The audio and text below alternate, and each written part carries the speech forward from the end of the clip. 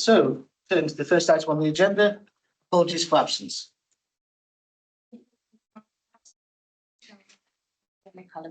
Okay, thank you very much. Duly noted. Minutes of the previous meeting, members of the committee there, are we in agreement? Right, agreed, thank you. Disclosure of members' interests, anything on the agenda that you would like to declare, not always declared from one officer? No, thank you. Item 4, forward plan of cabinet decisions. Sean? Somebody approved the issue. Okay. Right, there's the main event, item 5. So I'd like to welcome our guests. Some have come a very long way to come and talk to us about the Camas hyperscale data centre. Especially such short notice, as this was only invented and created by the Prime Minister last week. So your commitment to speed is noted. I think the leader would like to say a few words.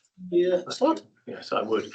I think it's testament to the excellent working and commitment that we've seen from Blackstone QTS that so many very high-powered and important people have come to this meeting this morning to help to explain just how sensational this deal is for Northumberland, for the region, for the country, and actually for the world. It's an incredibly exciting time for Northumberland. We think of Northumberland as a place with dodgy weather, but also beautiful hills, beautiful coastline, fantastic beaches, and quiet solitude, and actually being very close to nature in many places. But actually, Northumberland is also a live wire of a place now. We just think of the southeast of the county, for example, where we have the enormous potential there of technology, and the future is looking very bright in that part of the world, and now looks even brighter because this agreement will bring significant employment opportunities, not just in the short term, but because of the endowment fund that we've set up, which is ring-fenced exclusively for growth and investment and jobs for the long term also. So it is quite right that the Prime Minister should feel it something to display. And I'm very grateful that he's done that because it actually brings more light, shines more light on what is a superb and splendid deal. And I just wanted to thank these folks who are so good to work with, and also our officers who are also so good to work with and have put in a huge amount of effort into getting us to where we are today. So thank you to everyone involved. It is transformational, and will build confidence for the county and for its people for years and years to come. And I'm really grateful. Back to you, John. Thank you, Leland. Right. Well, so it's over to you guys. So as I said, you're going to give us a presentation, and then hopefully answer some questions from members of the committee. So happy to do it. Thank you all very much, Chair. Thank you, councillors. Really appreciate you having us here. It's very rare that I start a meeting at 5 a.m. Well, at least my time, 5 a.m. I had a chance to come over. This is my third visit to see you all, and it's good to meet those who I haven't met before. My name is Tag Greason. I'm our Chief Growth Officer. I report to our Chief Executive Officer named Chad Williams, who will be back in a couple weeks, the 16th. We're going to have another opportunity to come visit and share our commitment to the project. And hopefully today we'll have an opportunity to provide a lot of information, answer a lot of questions. And Chair, I'd love to know your perspective. Would you like this to be a dialogue or a presentation with questions held at the end? What would your preference be? Well, I think if you get to the presentation, but if anyone wants to the thing as you go, I think that might work well. So I think that would be great. I have a wife and 2 daughters. They interrupt me all the time. So anytime you have a question, please just raise your hand. I think we're going to jump into some introductions here. So I'll see where we go from an agenda standpoint. This is always the challenge of a first meeting every time. Thoughts of you pointing us in the right direction? that was productive. What do you think about that? Maybe Stephanie, I'll let you push that button. So clearly I'm not trained on the technical aspect. One of the things I wanted the committee to know, which I think is relative, in Virginia, where I'm from, outside of Washington, D.C., I've had the opportunity to serve as an elected official for 8 years and sat on that side of the dais many, many, many times as we thought about state and local projects that would affect the communities that I represented in the county that I'm from, which is called Loudoun County, and ultimately had the opportunity in Virginia to be part-time. I think most of you are either retired or have other jobs as well. And balancing the duties of this office and the duties of being a productive member of whatever county or area you come from is super hard and super important. So I applaud you all for doing that. I am not currently an elected official. There is life after I got ousted out, but something that I really honored and really loved that time. And so I'm going to come from this perspective with my knowledge about data centers and the experience that you guys have representing your constituents. And hopefully I'll share that as we go along. From an agenda standpoint, we'll do some quick introductions here. I'll turn it over to Samir next, representing our Blackstone partnership, which I think is an amazing story in itself. We'll talk about the campus and the project of what we have going on, the impact that it has on the various parts of the county. And Councilor Wallace, I understand that the site is in your area, so hold all questions, no questions from you. We'll get back to that. And then ultimately the design and show you what it's going to look like and then figure out our plans going forward. So I think it's going to be a great conversation. One last thing before we jump in, Chair, time box us. How long would you like us to spend? And do we have a limit to keep it within your schedule? There's no official limit. We thought maybe about an hour, but if we're fully engaged, we'll keep going. Okay, good. I was thinking 8 or 9 hours, but an hour is good. We can definitely do that. Next slide, Stephanie. While we're clicking, Samir, why don't you open up with a few comments and just say hello, and then we'll introduce our teams, both sides, and jump right into the content. Does that work for everybody? Sure. Why don't I do that? I'm Samir Amici. I sit in London within the Blackstone team on the real estate side, where I oversee our acquisitions across Europe. And I'm joined by a few of my colleagues here. I'm Alexis Khan, nice to see you all. I'm under Samir's team and I oversee the data center sector for Blackstone Europe. Well, I'm Andrew Dowler and I look after government relations and public policy matters for Blackstone. I'm Sneha Patel and I work in the comms team and have been working with your fantastic comms team on this. Awesome. Coming this side, Stephanie. Hi everyone, I'm Stephanie Taylor. I work for QTS and I look after the pre-development program for Europe. Good morning, everyone. Jack McCarran, Vice President of Business Development, QTS, covering European investment. Awesome. I guess it should be. Yeah, why don't you try this? The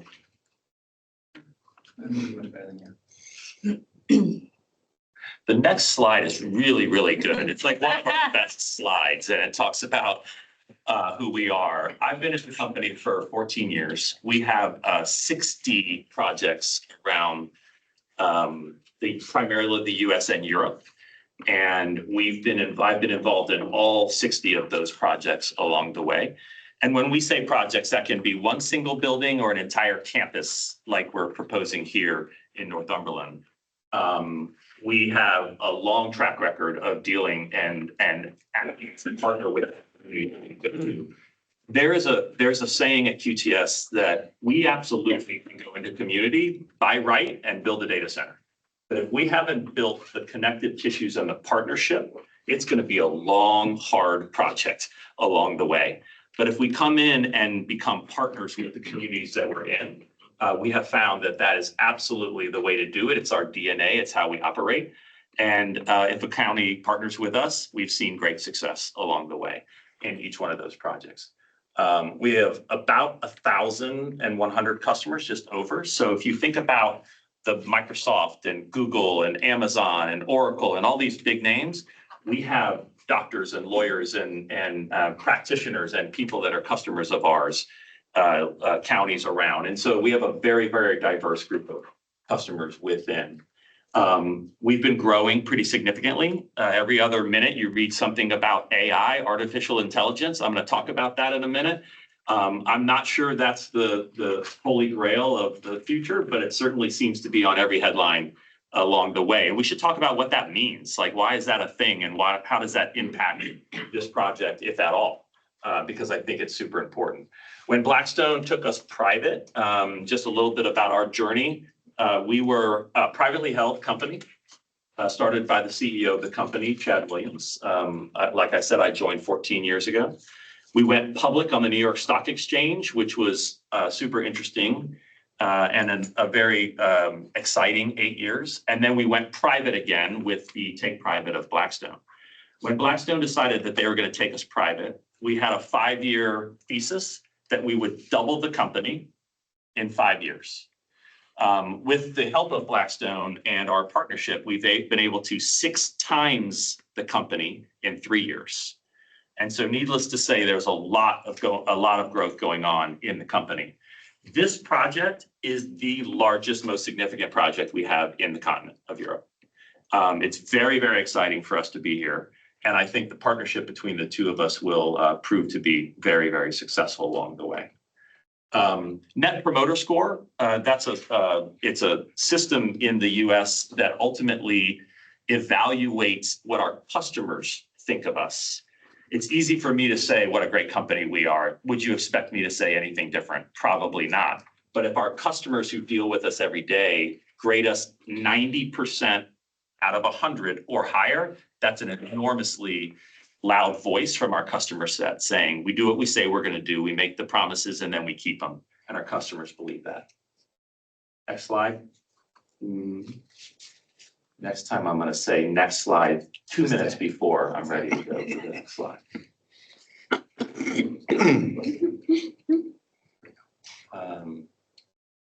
Yeah, awesome. What is a data center? Does anybody know exactly what a data center is? I'll just be brief to share because I think it's super important to understand. On the right-hand side, you see words like single tenant and multi-tenant, government, et cetera. Chair, would it be all right if I stand? Yes. Is it okay? Yeah. One of the things that I think is super important when you think about a data center, and this is actually a data center that's located in Ashburn, Virginia, where I'm from. That's my office right there. And this is the data center campus that we have in Ashburn, Virginia. You've got this concept of a single tenant, multi-tenant, or government. Ultimately, a data center is a large, secure building that houses the infrastructure of our customers, the computer and the compute capability of our customers inside the building itself. And so a company like QTS will provide security, the infrastructure, the cooling, the connectivity out to the internet. If it's just a building without connectivity and fiber from the building out to the internet, it's just a building. If people can't access it, it's just a building. Ultimately, you can see the parking lot is filled with cars, and ultimately we bring in customers and their employees to work out of our data centers specifically. So we are the landlord of Microsoft. We are the landlord of Google or Amazon. We're the landlord of our customers. We don't control their computers. We don't control their data. We don't control what they do inside as long as they stay within our acceptable use policy. But ultimately, we provide all the infrastructure to allow the internet to work. Okay? So if you are going to do online banking, or maybe even call an Uber, or make a flight reservation, or do remote learning, all of that comes from the infrastructure that sits within a data center. Anything that you do on your phone at any time is connected ultimately to a data center. And so when we bring that concept to life, you have a single tenant, meaning one single customer. I'll use Microsoft as an example, is the only customer in this entire building. Okay, that's one use case. Multi-tenant, there are multiple customers in there. So you could have Uber, or you could have Oracle or Google. You could have local tenants as well. And then about 10% of our business as a corporation is with the US federal government in a top secret content. And so we protect that aspect of it. But the data centers themselves, ultimately the infrastructure is what we do as a living, right? That's our business model. And I think it's important to understand the customers ultimately pay us as their landlord, as if you were renting an apartment or you were renting a storefront or you were renting something. They ultimately pay us to maintain that infrastructure on their behalf. So let me pause there because this is fundamental then to the rest of the dialogue and how we lay it out and how big they are and what they do.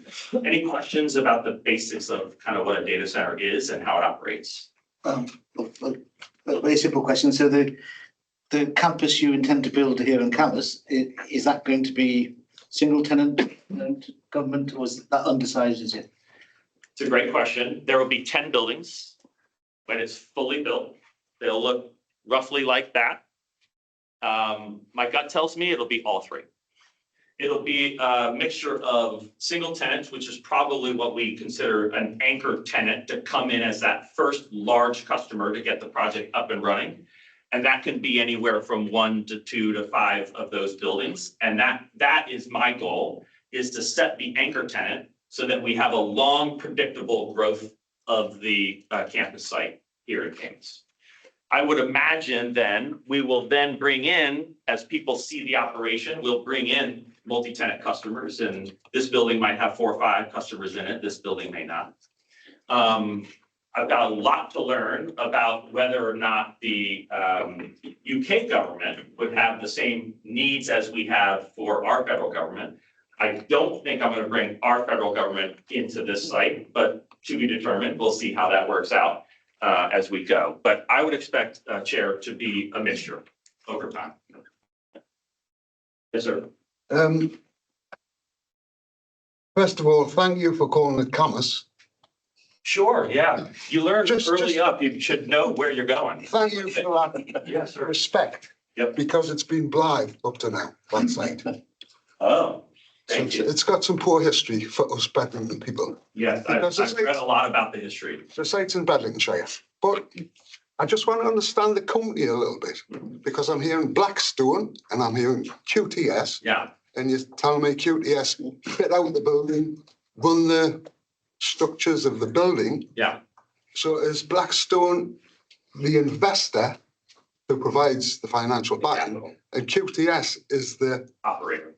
right, but they're separate companies? Separate companies, yeah. So our company was taken private, acquired by Blackstone in September 1 of 21. So 3 years ago, 31 days and 7 hours.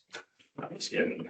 They ultimately took us private and allowed us to have access to more capital to grow the company faster than we could have as a publicly traded company. We had outgrown the New York Stock Exchange based on our requirement for capital. And Blackstone has been an amazing partner to come in and provide us with that capital and the reach that they have globally, I guess, of the country. Huge investments here in the United Kingdom, which you'll see. And ultimately, you should think of them as our financial backer. But ultimately, the face of this project here in the community should and will be QTS. And because we are the operators, we're the people who are going to be here. We're going to be the people that are working with your universities and your colleges and your trades. We're going to be the face of this project here in the community with the very, very strong backing of our partners at Blackstone. Yeah. We are a portfolio company within the Blackstone umbrella. There's about 220-ish portfolio companies. We are clearly the best of all of them, as you can see. But ultimately, the partnership here is semi-transparent to you on the ground once we get the operation up and running. Is that helpful? Yes, thank you. Perfect. It's like, Oh, I'm sorry, Chair. You should be it's all right. directing the question, but I actually know that protocol. My apologies. I know what you do in Virginia. Yeah. Thanks, Chair. Really, it's your business model. Obviously, you're not the only company doing this. So it's really for the long-term future. So to get the business, obviously, other companies are competing for that. What's your USP that makes this going to be a success?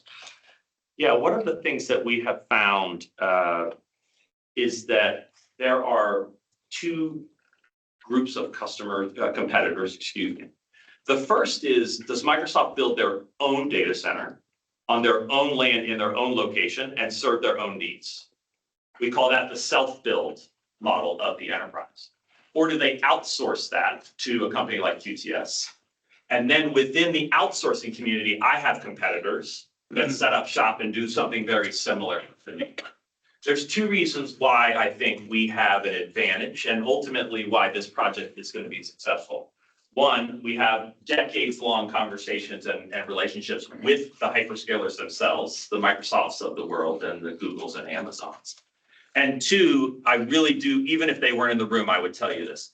The partnership with Blackstone has allowed us to deploy capital in a way that prepares the readiness of each one of these sites to be an advantage for our customers. Speed to delivery is the biggest advantage in the market. So what do I mean by that?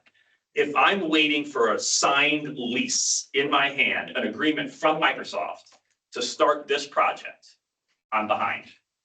So what we've been able to do with Blackstone is lean forward into buying land, buying equipment, securing the energy requirements that we need, and being front-footed and leaning in so that when I go to talk to our customers, I'm not starting from a flat-footed position. And I'm already offering them value that Blackstone helped us generate into the market. My competitors in the leasing space don't have that same advantage. It is an enormous thing. People say all the time, nobody can really build a data center faster than anybody else. It's the same construction, it's the same design, it's the same concrete, it's relatively the same. Maybe I can beat you by 30 days, but I can start earlier. And that's the advantage that we provide. And that's why this project is going to be successful. Alex? Yeah, and I, like Malcolm, thank you for coming. It really is appreciated. And I'm thinking as I'm listening to you, Tag, one of the differences with the predecessor, which was British Vault, was we're in the throes of COVID. And we never, ever got a public presentation. Never. So this is a great opportunity for you because you're talking about forming a partnership with the community. And I welcome the fact that you've arranged public meetings as well. I think that is terrific. But what happened? Did you wake up one morning and say, let's build the largest data center in Europe in Camas? Sitting, lying in your bed in Virginia, with Camas on your mind. I don't think there's a song about Virginia on my mind, but no, never mind. That's Georgia, right? But you've got Camas on your mind, and you go to Blackstone and you say, guys, I've got a great idea. All I need is £10 billion. How did you sell Camas to them? What made you decide to come to Camas? Yeah. It's a great song, by the way, and I think James Taylor sang it, and it was unfortunately Carolina on my mind, but it's good. It's good. It took a while to get to the UK. Ultimately, it wasn't that. I wasn't laying in my bed. You from the question, you know that's true. What's the most attractive part of this project? Speed to deliver and large scale power availability. One of the things that we've learned in our experience as an organization is that if we are going to go into a region, we could build one building and set up that infrastructure, and it will be equally as difficult and hard as setting up an entire campus. So the scale and size of this opportunity is what attracted us most readily to come to Camas. There are not other sites in Europe that can get to 750 megawatts and or above. And we've got a lot of work to do to continue to secure the power and our predictability there. But speed and scale put Camas in our radar. And then we went to our Blackstone partners and said, this is the thing that our hyperscalers are looking for. Our customers are asking us, can you move faster than we can move? Can you have a campus that's larger than our campus? And once we get there, we then have to say, okay, this is it. Let's go figure out Is there a labor force? Can we work with the community? Can we set up internships and apprenticeships? Can we build the infrastructure that will be required to operate this? But the first step is that speed and scale. Thank you very much. Yeah. Next slide. This slide, because I'm going to pick up for a second. This says there's a lot of growth in the market with AI and other things that are going on. You can imagine social media. I'm not actually, this is such a funny thing. My kids they laugh at me all the time. I'm not actually on social media, but my entire business for the first 10 years was supporting social media. I've got a thing about whether my kids are on it or not. TikTok is not allowed in my house, but ultimately, then you go to streaming and video. If you want to watch, the Champions League, or if you want to see some concert at Wembley, if you want to see Taylor Swift. I know you all went to Taylor Swift when she was here. We didn't get the free tickets here. And now you got this idea of artificial intelligence, which is actually really, really interesting and really scary all at the same time, of what's going to happen with it and how do we manage it and how do we operate with it. I'd rather be in the front seat of that dialogue than the back seat of that dialogue, because I've got some concerns that we really do need to be thoughtful about artificial intelligence. I think it could be an amazing enabler of communities and opportunities for everybody, but it also could be somewhat scary and, I might not even be real right now. You have no idea. I could be a fake person. We see growth in applications, the number of connected devices that we all have, your speakers at home, does anybody have a high-tech refrigerator that does weird things? I mean, it's amazing to see.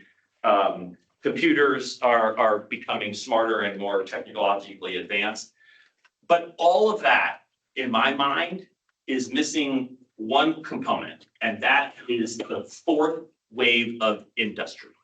And how do we make all the industries in all the locations, Caymus included, more efficient in the way that they operate? Can we hire more people to do more things? Everybody thinks artificial intelligence gets rid of people. I will tell you, I think it actually enhances the workforce and lets people do more than they could have without it. But we basically see all these growth factors, and ultimately, there's a lot of runway to suggest that this campus here in Caymus is going to be a super successful campus if we can create the partnership that we have. Next slide. Samir's going to spend a few minutes talking about the Blackstone company in general. We talked a little bit about it when I answered, and then Stephanie and I will come up and keep the presentation going. Thank you, Ty. Yep. That's right. It's really going to be a brief overview, because this is not what this is about, really. I think you're talking to the operator and the people who are going to be involved in the design and in the day-to-day really interaction with the community. So it's much more important, I think, to hear from Stephanie than it is to hear from Blackstone. But as the financial backer, we wanted to be here, and we've all been working on this project for several months now. So we thought we should see also the face of the deal team who've just been trying to make this a reality in the early days. And maybe just a few words as to what Blackstone is really. It's a global investment company. What that means is that we collect capital, we collect funds from pension funds, whether they're government pension funds, private pension funds, insurance companies, university endowments, and also institutions and individuals. And we invest that capital. And we invest that capital not really in public markets in the listed space, but more in private companies and in what we call private markets, or what is often referred to as illiquid assets. That could be real estate, it could be infrastructure. This is really at the crossing between the two of them. It could also be life sciences, it could be private equity, it could be credit, it could be insurance. But these are generally private companies, private portfolios, private real estate buildings that we invest in. And the idea is to invest in the right themes, the right areas where we think there's sort of structural tailwinds that help these sectors, and try and invest with the best operators, invest wisely so that we can grow the capital of our investors, because it is retired pensioners, teachers, firefighters, basically people who represent the current generation when they're retirees, and obviously the future generations thereafter. We take that very seriously.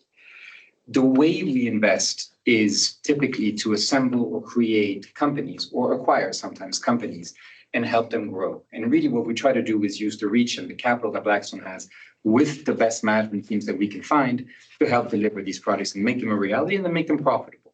And this is why I think we're all here, and you get to talk to all of us. Obviously, what it creates typically is we invest in these companies, we grow them, which is good for employment. We really are focused on doing this while having a positive impact on the local communities where we operate. One, because it is the right thing to do as corporate citizens, but two, because it usually enhances the profitability of our businesses and just makes them more viable, and usually reduces any issues that we may have. And we've been doing this pretty well for about 40 years now. If I just, when it comes to the UK, which I think is a really important point for us to cover here, I can't overemphasize how important the UK is to Blackstone. It's our second largest country exposure in the world after the US. We've been active here for about 25 years. The companies that our various funds control and are invested in, they employ about 47,000 people. You see that number on the left-hand side.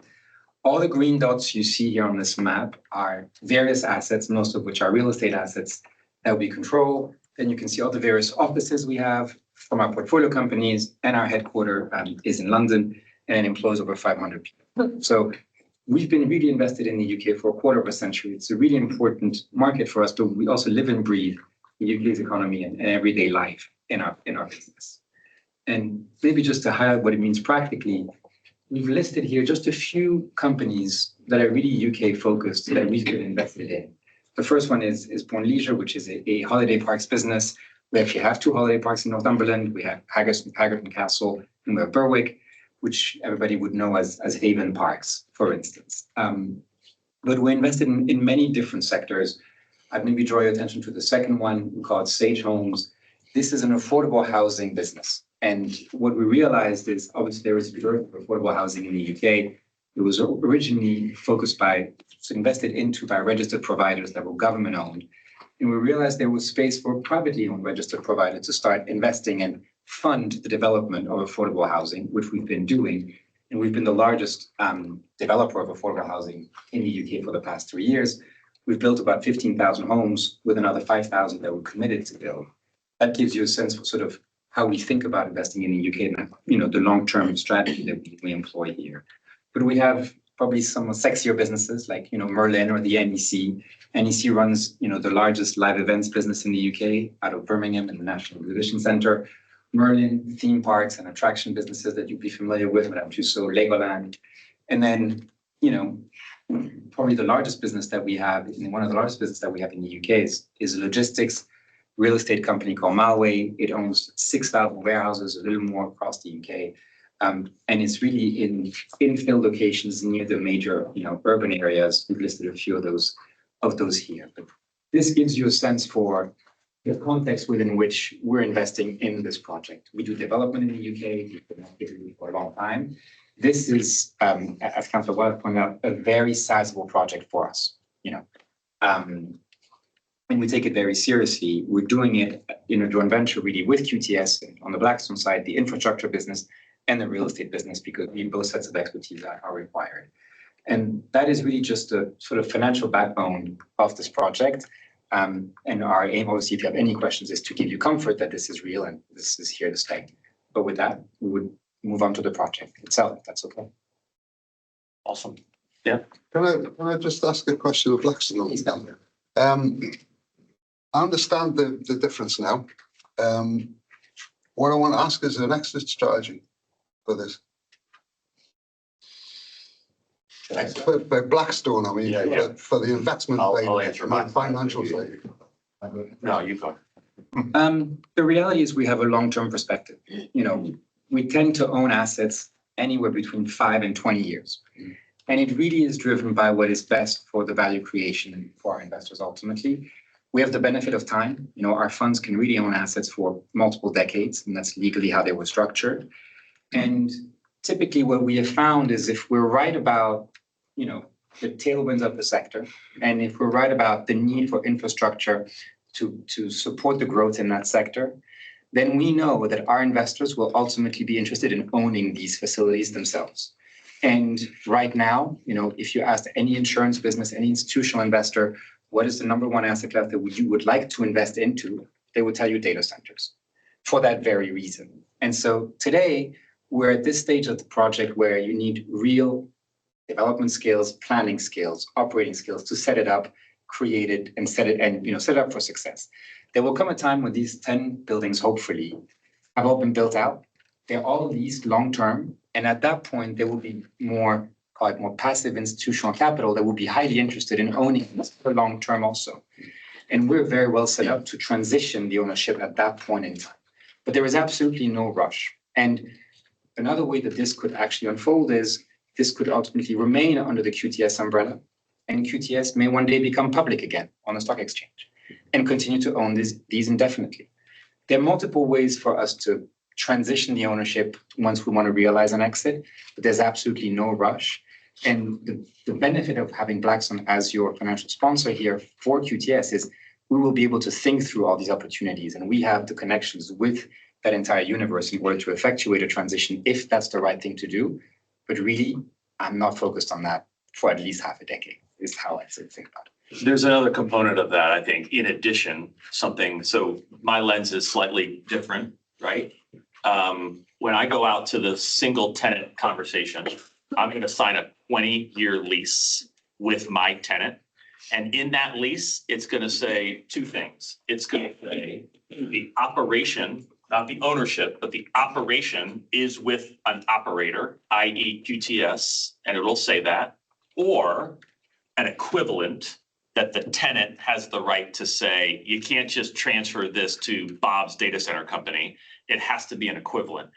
And so I think the longevity is spoken to Samir's commitment through Blackstone, the customer's obligation through the lease process, that ultimately this is a long-term investment. Is Tag Greason going to be standing in this room in 20 years? Well, maybe as a visitor, but probably not as the chief growth officer. But the institution that we are creating will last here for a very, very long time. And we have that same question in every community that we go to. And just to add one more thing, these facilities are really mission critical to QTS's customers, right? It is the backbone of their infrastructure. It's how they operate. There is also a distinct scenario in which these tenants may one day say, we want to own these facilities forever ourselves, and they may end up purchasing them. This is just one of the multiple options that exist, I think, at that point, if we're right about the whole thesis, which we're highly convinced of. I can say there's fantastic benefits for QTS to work with Blackstone, but I can say Blackstone's just being a financial vehicle, looking for investment returns. And that's a little bit that worries me, maybe. I'm reassured by your answer, no problem, and it's going to be a great project. But that's the bit that worries me a little bit. It's a financial vehicle behind it, and if you get a return on it, you'll take that for the investors. That's all. But if there's backup plans in place, fine. I have found the partnership to be critical for our ability to expand and plant the flag here and grow the business here. Whether he's my financial backer in 15 or 20 years or not, I'm not smart enough to predict that. But I think the partnership through the QTS or an equivalent operator is the way I would think about it if I was on your side of the table. Mm-hmm. Yeah. The other thing I would add is, we represent various pension funds, insurance companies, institutional investors, and sometimes private investors too. For us to have a successful financial return on our investment, we actually need to convince the same population to invest in our stead in this project and to replace us. So you will ultimately, when it comes to the financial exposure in the project, it's a very similar type of investors will either own these assets directly or indirectly through us. We're not going to be able to find somebody who's not reputable and whose financial standing isn't assured to invest in these projects. These will be long-term owners who have a similar long-term perspective to ours. And that's sort of the cycle of this investment. So I don't necessarily think you'll find a very different way of thinking between, today's owner and the owner in 20 years. We should be aligned. Yeah. When we flip over to the next slide and into the project. Question was asked earlier about waking up in Virginia, deciding where. We talked a little bit about the bottom right already, which is site readiness, and having the ability to move quickly here in Camas. And the top part, which is kind of the power story, we talked about large scale power, but the mix of renewable energy is a really, really critical aspect to the end users and to our operation in general. And so the commitment to renewables and continuing to drive the generation mix into the availability of power is equally as important. But that conversation is ongoing with National Grid and how we continue to drive the availability. Land, fantastic, thank you. I know there's a lot of history and frustration around this site. Put that all behind and move forward. The site is very well set up for the data center layout, which we'll show you here in a second. I mentioned connectivity, just so I can make sure that everybody gets that.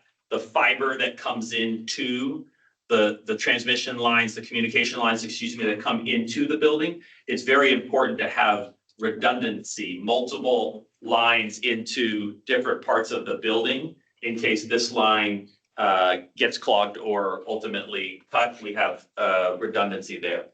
And then I can't say enough about this, and I really want to make sure we understand the local community's involvement in this project is imperative. Working with the universities, determining how we can get the workforce trained, retraining people here in the region that ultimately could work in the data center, the construction trades, the operational trades. We have set up in many communities in the United States, QTS University, to teach people ultimately the skills needed to work inside the data center. And it'll be something that we've done there, and we would love to bring that here and work with the council and ultimately the surrounding areas. When I was in Virginia legislature, we established through our community college, and the best, I don't know your system as well as our system, but I would think of that as a trade university, someone who wants to go learn a trade, maybe not to a 4-year university, but a 2-year apprenticeship or college, right? We call that our community college because it's based within our communities.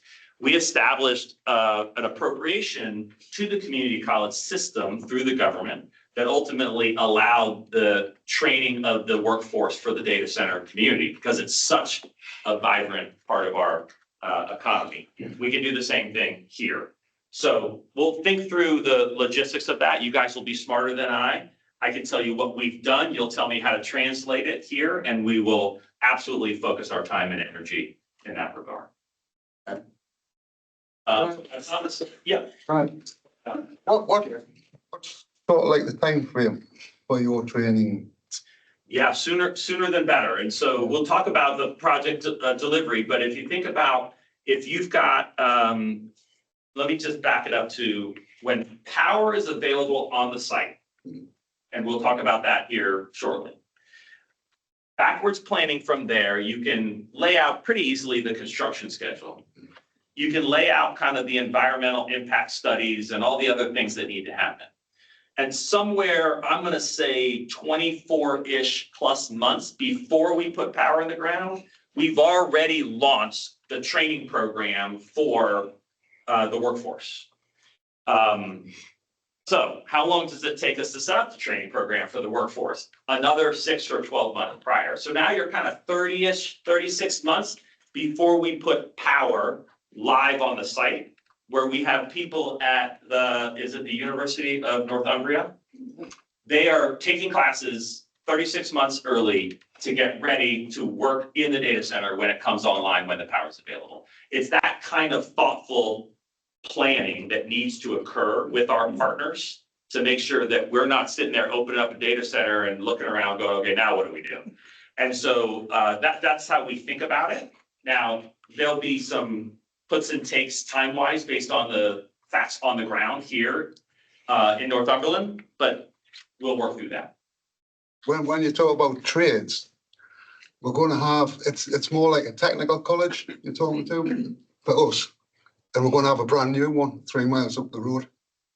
Fantastic. And we should help with the curriculum and some of the things that we think might be relevant to the data center operation. But it's exactly the way we would think about that. Yeah. Oh, sorry, yeah, councillor. That's Malcolm's, example, has asked you the question, but I just wonder if there's any chance that you could put a little bit more meat on the bones about what you'll be doing as far as training is concerned, especially with the college, because there's a college standing in Ashington now, and whether you'll be starting that work now, perhaps with Northumbria College, you said university. Yeah, thank you for the correct. I wasn't sure which. Yeah, so I'm not quite sure whether you mean the university or you mean the college. I meant the college, yeah. That's I meant the fantastic. college that's here. I just didn't know if it was a college or. And is there a possibility that we could maybe get a report to see what kind of work you'll be planning, what kind of investment, what kind of projects you'll be looking at within the workforce? Because obviously, we have got quite a lot of people unemployed, and it would be wonderful to see that those people who are unemployed but have got all the qualifications that may be required to enable them to go to college to get extra knowledge with actually what you're trying to deliver. It would be very grateful if we could have an update on that and what you envisage doing. And maybe further down the line, Chair, I'm terribly sorry, but it would be lovely to have that information. I would love that. Sorry to interrupt. Can I suggest it might be worthwhile asking Stephanie just to talk a little bit more about this, either now or. Sure. She's going to speak here in about 1 second as soon as I can my mouth. That's okay. When we moved into Fayetteville, Georgia, a very, very large campus, ultimately 10 buildings, but in a different configuration. We started with an evaluation of the curriculum that existed in the local college then, without trying to change anything. This makes sense, that makes sense, this makes sense. And then augment it with, and here are some additional skills that we think are relevant to then make that a combined discussion. And we would love the opportunity to come back with more meat on that bone and give a presentation back to you all. But Stephanie, this is your show now anyway, so we'll let you take over. Okay, thank you. See, this one breaks. Thank you so much for asking this great question, because timing wise, it's perfect. So obviously we spoke a little bit about the sort of high level picture. Now we're going to go into a little bit more specific about the project. I briefly mentioned Stephanie Taylor Development Program. And what that means is all of the work streams that are needed to start construction. So very involved in the planning, the permitting, the employment and skills, the community engagement. So hopefully I can give you a flavour of what's being done, what we're doing right now, and what we're going to do in the master plan. Briefly, the journey so far, and just to sum up what happened since earlier in the year. Since the site acquisition, boots on the ground, started all the diligence, the service, and understand the security of the site. That is pretty much complete. There's a couple of surveys still ongoing.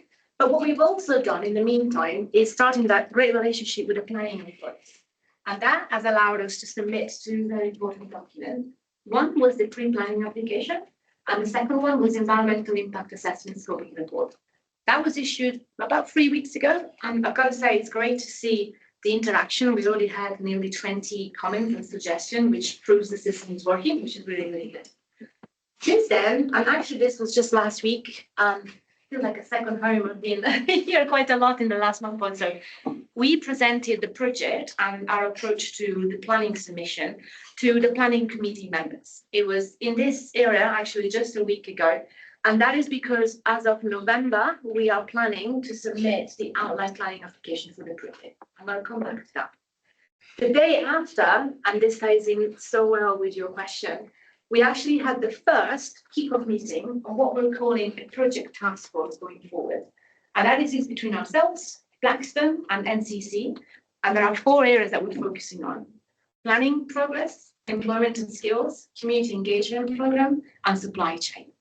So all the questions you've asked, actually, we spent, it's fair to say 80% of that first people to talk about employment and skills and developing what we call an employment ramp to just basically identify all the different type of works, when they're going to come online, what kind of skills do we need, so that we can work with you. And Councillor Robertson, you've mentioned something really, really interesting about the college 3 miles away. These are the kind of information and partnership that we're going to be working and partnering with you through this task force as well as many of them. Thank you. That was perfectly timed. Of course, scrutiny meeting today with you. And one of the things I mentioned about the program task force, the socioeconomic impact. I think it's fair to say you must have heard a lot about the numbers. And this is an opportunity perhaps to explain those numbers, talk them through, get your questions. And I know that Tag, you'll help me sort of with some of those background information. when we think about the employment and what we're estimating in terms of impact, let's think it through 3 key buckets. So QTS, we love building data centers. We own the asset, we operate them. So we are going to hire the engineers that will look after these facilities on a 24/7 basis. That is the direct employment from QTS themselves. But in addition to that, our end users that are going to come in and use this space and lease them, they will do the same. They will go and hire those critical facilities engineers. But pointless to talk about the engineers until we actually build the campus. And this is the 3rd bucket of the actual construction. Now, if you look at what we're trying to achieve, 10 buildings over a number of years, we're looking at about 1,600 jobs split between 1,200 approximately during construction and 400 during operation. Let's call that out. We're not saying we're going to bring thousands of jobs during that operational phase, but those hundreds of jobs are really highly skilled staff. Your data center facilities manager, your data center project manager, your critical software engineers. And in addition to that, over 1,000 of construction workers, not just over a year or two. If you think about 10 buildings, one building takes between 12 and 18 months. We're talking about 5, 6, 7, 8 years of sustained construction. So this is what we define in terms of the direct jobs. In addition to that, and this comes from the experience that Tag touched on before, 60 data centers under QTS, over 30 of them in operation, 20 years experience, tells us that for every direct job, you're looking at 6 to 7 indirect jobs that comes with it. So you multiply that 400 times 6 or 7, that gives you roughly that 2,600, 2,700 indirect and in-use jobs. Let me give you an example. We will hire the engineers, they will look after the actual campus. But in addition to that, we will need somebody to look after the security, to look after the landscaping outside, to come and replace critical equipment. Those are all indirect jobs that are absolutely critical to the maintenance and the functionality of the campus. And maybe if I step outside the boundary of the site, this came up to me when actually with Alexis and a few colleagues, we were having a coffee at Cafe One in St. Westbridge Street. Lovely little cafe. If we want to bring 1,000 people every day to work on the campus, that cafe will have a great opportunity to expand significantly, should they wish to. This is just to give you a little simple flavor in terms of that induced impact.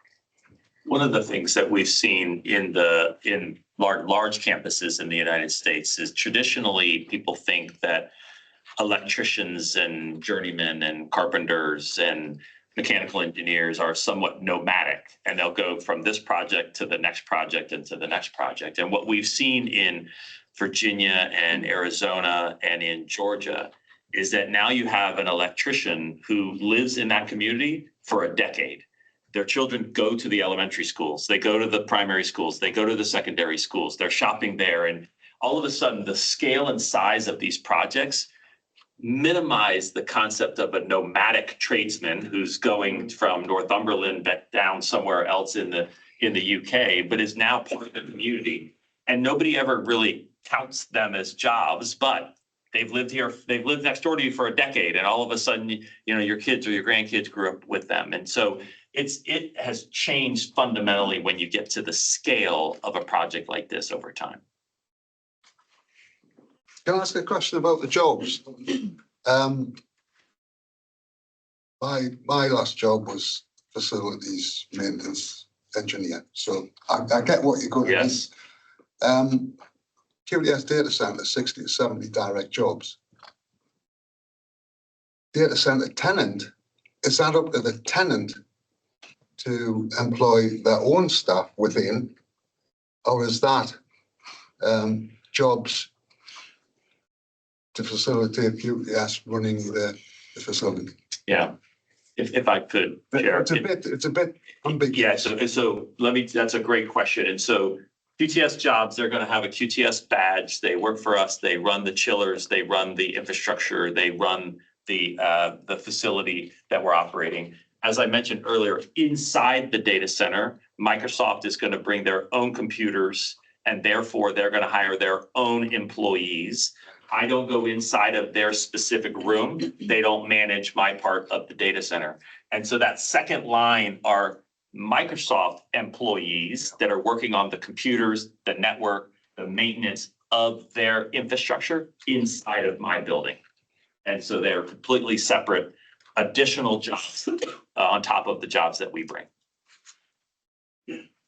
Chair, I realise what the community want to know is what's the chance of them getting jobs? Right. And at present time, the answer's they won't, but we'll be offering them training and upskilling, etc., etc. I just need to point out the new college at Ashington won't be built before the first data centre opens, but Blythe will be. And Blythe's just across the river. And when we talk about local jobs, I watched a lady yesterday from Durham welcoming you coming because she realises people in Durham will get jobs. And that's the reality. That's the reality. But could I urge, if it's possible, you get the opportunity to look back at what British Volt offered. And British Volt offered the opportunity to the less abled. Yeah. And they provided this by, they were going to purchase 2 buildings, one in Blythe, one at Ashington, open a cafe, for example, and it'd be occupied by employing people with less abilities, but also where people could go in at the same time, face to face, meet people from QTS and inquire about job opportunities. And you've got a main street, front street presence, because QTS hasn't just got to sell itself to Camas. It has to sell itself first of all to Northumberland, then the Northeast. Yeah. Camas has sold itself for years. People know where Camas is. Don't worry about that. Just as a little one-liner, Chairman, if I may. The heart of Camas was ripped away in 1968 when they closed the coal mine. 2,000 people left that area. If you visited the area, it's little settlements. We need that heart to come back. This is your opportunity to be that heart. Bring the community with you and be the heart. I love it. I need a new marketing manager. You can sell cameras to the cows go. No, I think it's a great opportunity. Chair, if I might, one of the things that we see when we come into a community is there's no prepackaged determination of what we are going to provide to the community. It's that conversation that says, this is what we should help in partnership. Walk into a community in Virginia and there's a local football club that ultimately needs a new turf field and lights. And that was their need. And the town council came together and said, hey, can you help contribute? We'll match dollars and we'll do this. And that was their need. If it's a coffee shop in Blythe or Camas and we need infrastructure, it's that dialogue that allows us to not come in and say, hey, when we come to a community, we do X, Y, and Z. When we come to community, we listen and find out what you guys need help with. So a bespoke opportunity. Yes, very much so. Thank you for bringing this. The best ideas will be the local ones and hopefully the community engagement events that we're going to touch on in a moment. Okay, so really this was just to give you a bit of a flavour, a little bit of a breakdown, because I know a lot of numbers have been mentioned. So hopefully that speaks to how we're breaking down this investment. I think something else to call out beyond the employment in terms of the capital investment are the 2 numbers that I'm sure you're familiar with, in terms of the 10 billion investment for the full campus. And once that is fully leased, we're looking at the 110 million fund that will be administrated to support directly some of the projects that you just mentioned, actually. Okay. Can I ask about that fund? Sorry. Of course. We keep hearing, and it might be for Glenn to answer this one, we keep hearing about this £110 million fund that's basically for regeneration, commercial regeneration, jobs creation, that sort of thing. It's changed a bit. Last week I heard it was going to be infrastructure. So that's a change. But what I would like to ask is, and it's going to be paid in tranches. So when do the tranches kick in? Which is probably what most people want to know about anyway. Well, look, why don't we let Simon take that? Because Simon's been leading for us on the council, but the answer is soon. If I may, Chair, so we took a decision through Cabinet fairly soon after the land deal was transacted, so in June of this year. And then we're coming back before Christmas, which Sarah can touch on about the components of how that will fit together. Essentially, there are 2 major phases to the transfer of money. The first is when power is secured. provision to commence the development, which I know Stephanie will touch on in a moment. And also planning is secured as well. So we're talking spring next year in broad terms. And then further money depends on how quickly buildings are built on the site. And every building that is a practical completion on, there's a payment pro rata to the amount of space that is available. So we'll see that money flow. And our success, if I can put it that way, as a county, is tied to the success of the project as well. So if it's quicker, we get more money sooner, we can reinvest. And the terms of that reinvestment have been set out in the June Cabinet report. But a pipeline development of projects, including very local projects, but also across the rest of the county, will be developed up to put before Cabinet, before Christmas, so we can be confident we have projects ready for investment by others as well. And that's important. We're not just using the money as a one-off, because it will attract other money from government and from the region, because we can double, treble, quadruple its impact by using other people's money, because it's clean money in terms of match funding. So we can match it to lots of sources and make even more of it than we would have done alone. Are you seeing you working on projects now, Simon? Developing pipelines for projects, absolutely. So Sarah and I wanted to ask. So we set out in the June Cabinet report the framework for the investment endowment fund. And that hasn't changed. I think how it was reported last week was slightly different to how we set out. So that hasn't changed, and that set out the sort of outcomes we'll be looking for. He said, Council are very focused on investment and jobs right across the county. That's really very clear, and that hasn't changed. We'll be, as you know, we are working with communities and projects now across the county in a lot of regeneration plans, a lot of economic development plans. So they are forming part of that pipeline. We'll be doing some more work over coming weeks to then feed into the next report to Cabinet around how that first tranche of the funding looks like in a more concrete way, because that will be the first amount that is released to the County Council. And then there'll be a pipeline development, because this is going to be over the next years, and we need to think very carefully around what that looks like, because Cabinet have been very clear that this is an opportunity for transformation with £110 million. So there'll be proposals coming forward in November on that. But as I say, that kind of pipeline development is underway through a lot of the work we're already doing across the county to understand where those opportunities are. So what you said, certainly the first tranche will be taken up by projects you're already working on?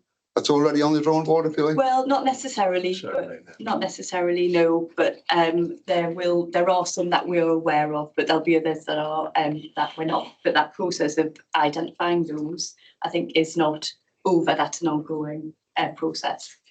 Can I just say, please, Chair, that it's really important to pick up what I said at the beginning, which is that this is a fantastic opportunity because it offers all these jobs at the front.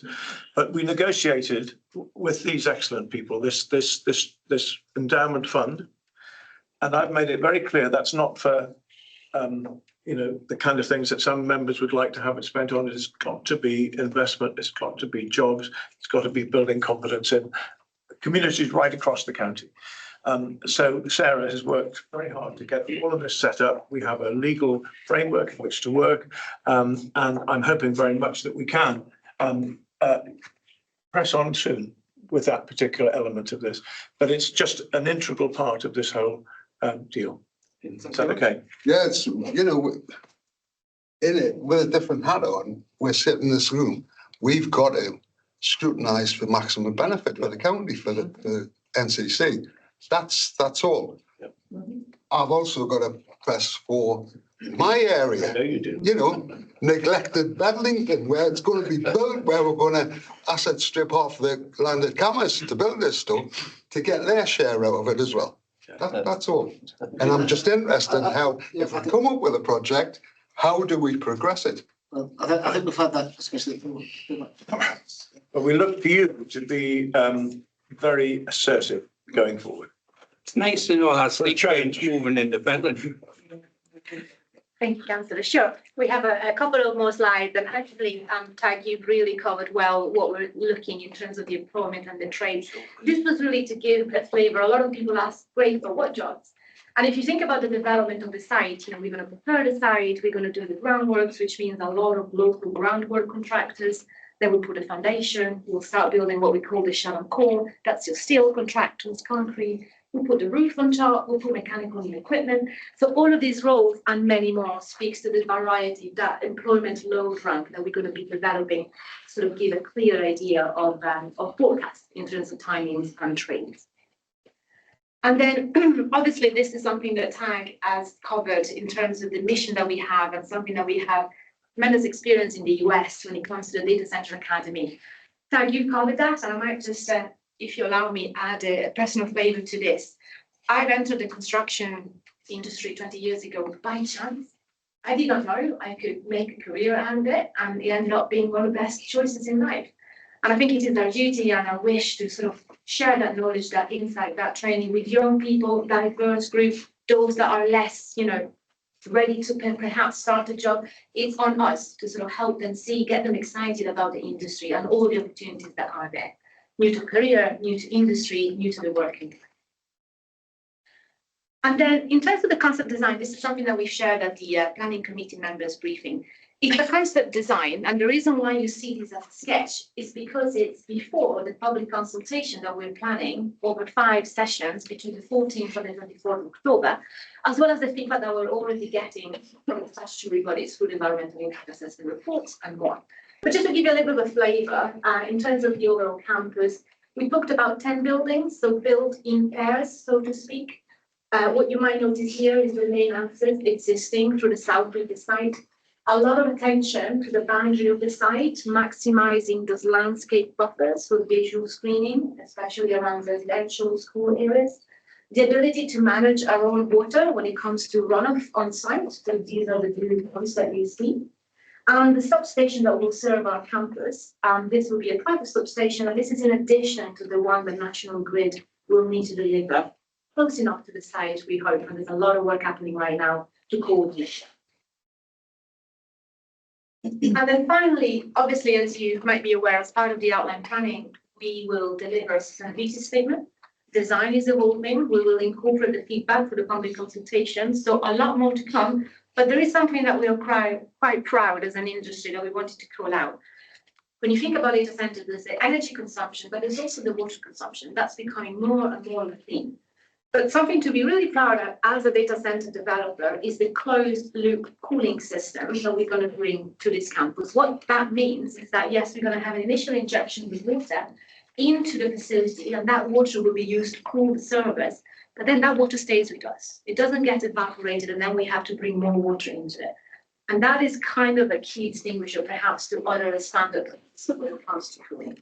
You'll hear a lot more, but QTS is famous, rightly so, for this technology. So I just wanted to put that out. Bit of a flavor of what you might expect in terms of the look and feel of those buildings. These are examples from existing facilities, but we will be reflecting as well the community impacts, the consultation feedback that we're going to get. So this is just to give you a little bit of an initial flavor. And then finally, I mentioned we would talk about what's next. Public consultation, I'm going to go very briefly to this slide. 5 events already planned. This is from the website that is going live as we speak. There are leaflets landing in your houses hopefully between now and the end of the week. Maybe you already received it, let me know if that's the case. There is a QR code. You can go into the website, you can read a little bit about the project. There's some sections about sustainability, employment, but most importantly is when people can come and meet us face to face. I'll be there, our partners will be there. It's an opportunity to listen, as well as sharing our thinking through the next steps. And Stephanie, the one on the 16th, I think, is the one that Chad and I are coming to. Yep. Yeah, that one. Yep. 100%. Chair, do you think that this will be well attended? Do you think the community will be interested to come It's not a learn more? August. Yeah.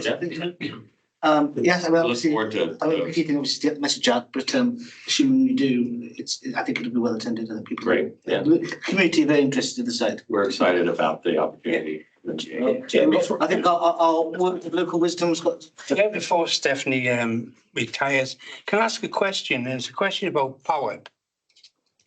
Camas was built on power of the sea.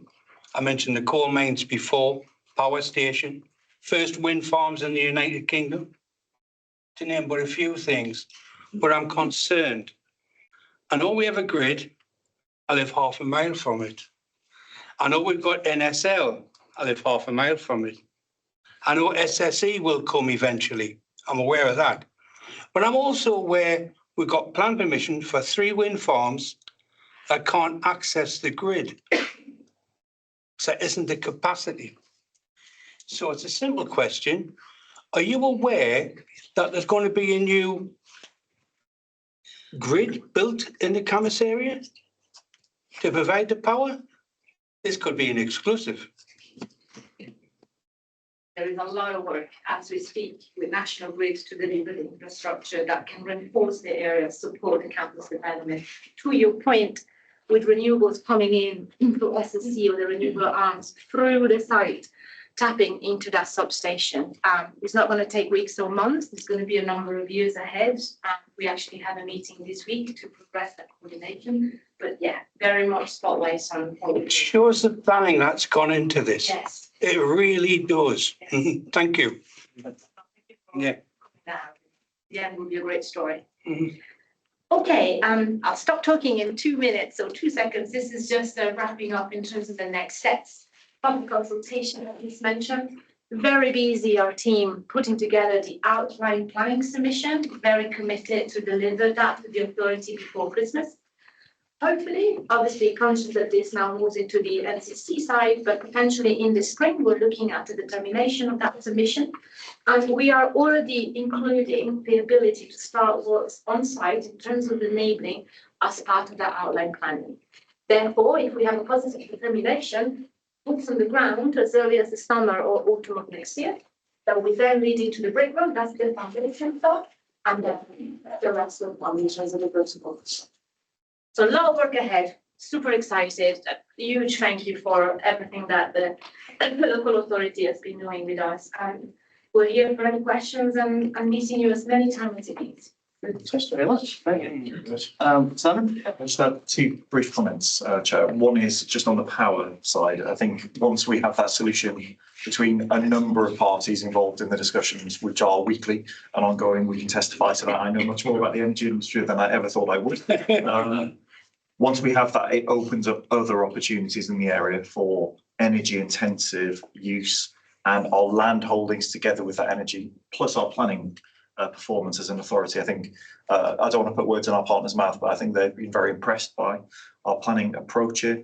And the second is, how can I put it best, the opportunity for us to reinforce how important this area is on an international stage, because we have the opportunity here to put planning, land, power together with a welcoming community, highly skilled, being increasingly more skilled over time, that we can really spotlight this area of the world for substantial forward investment.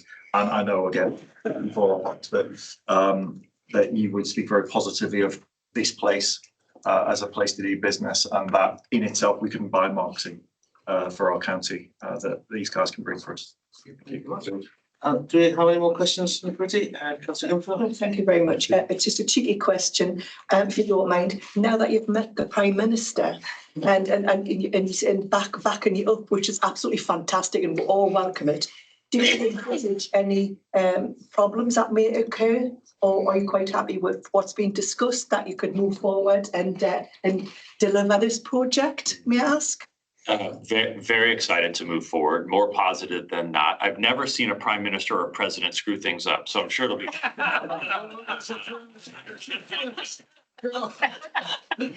But very, very, very exciting. Yeah. Can I just ask you, don't put any checks in the post? Yeah, no post, no checks in the post. One of the things that, Chair, that I reflect on is I have been in this meeting dozens of times in dozens of communities. And if I could help you over the next couple of months know what I know about how exciting this project is going to be in the years to come, I promise you this is not our first rodeo. The thing that I was most concerned about with the history of British Volt, and I don't know that and I don't want to know it, is that our concrete delivery track record can be seen all over just different projects. And I know there's lots of questions and we want to answer every single one of them because I don't think there's a question you're going to ask that we haven't been asked before and haven't dealt with and gotten through.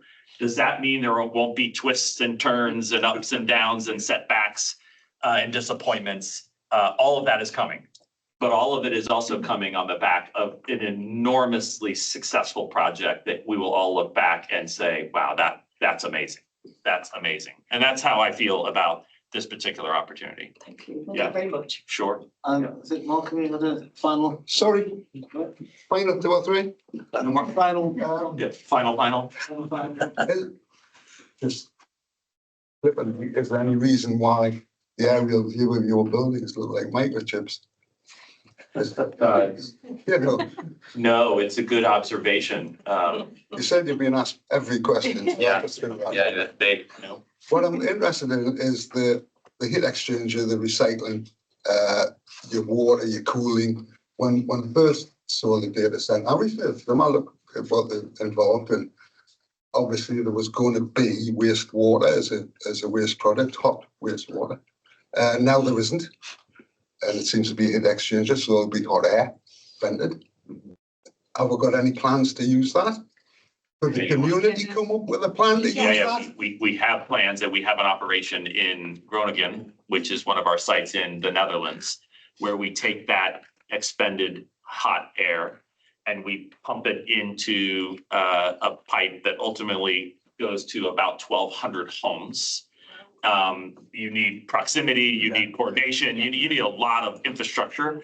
But absolutely as a project, not in theory, but in practice that we're doing right now, we would love to have an opportunity to evaluate the reality that could be here.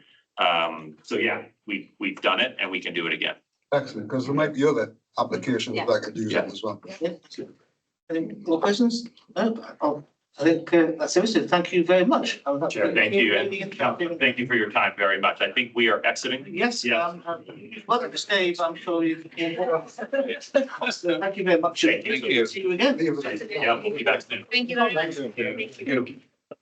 Yes. Bye. Normally send me a note if you guys have any other questions. See you shortly. Yeah. See you shortly. Bye.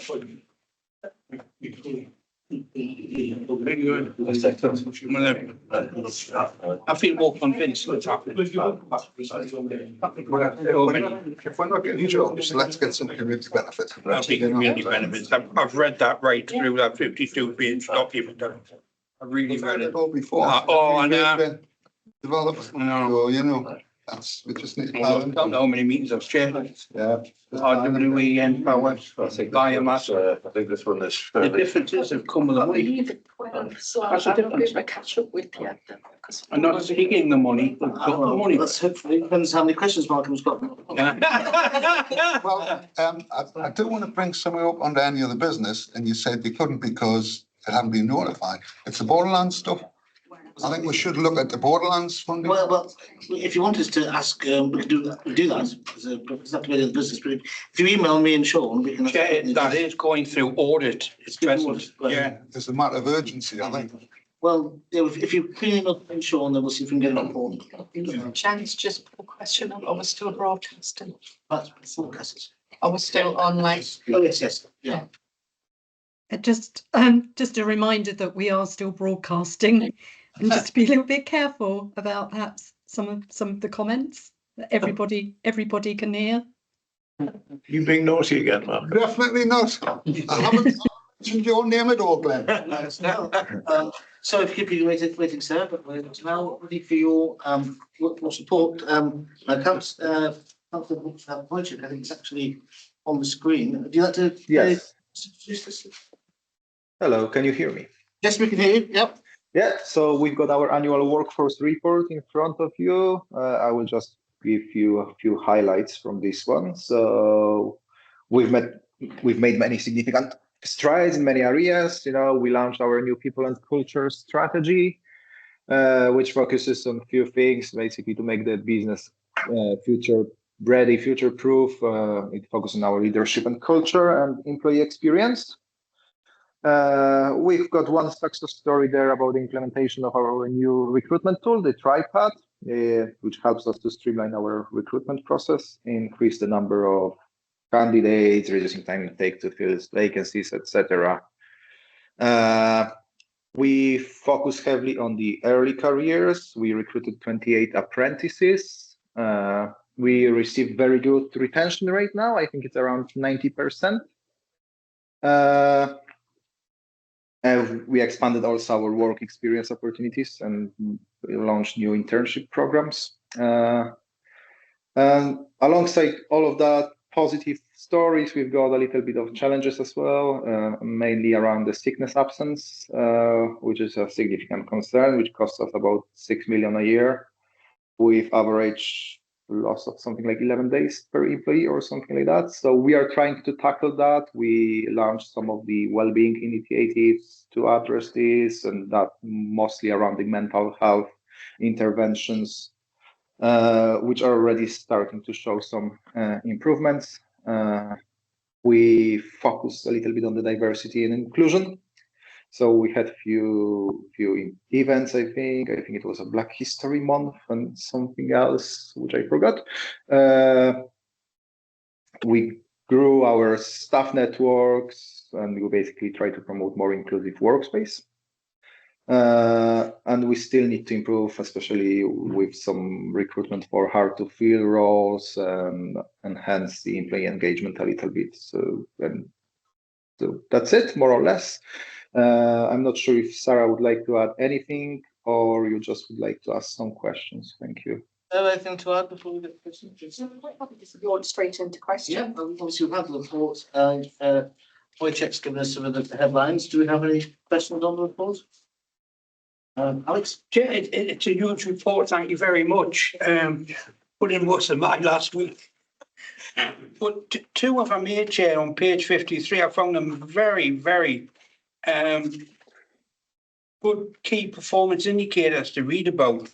I think 69.94% of employees recommending the council not as a good place to work, but as a great place to work, is a very high percentage.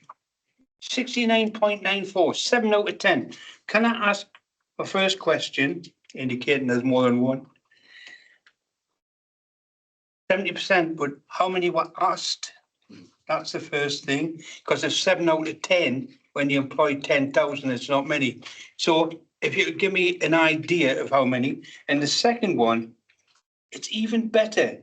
And it just shows you the quality of the staff that's here at County Council.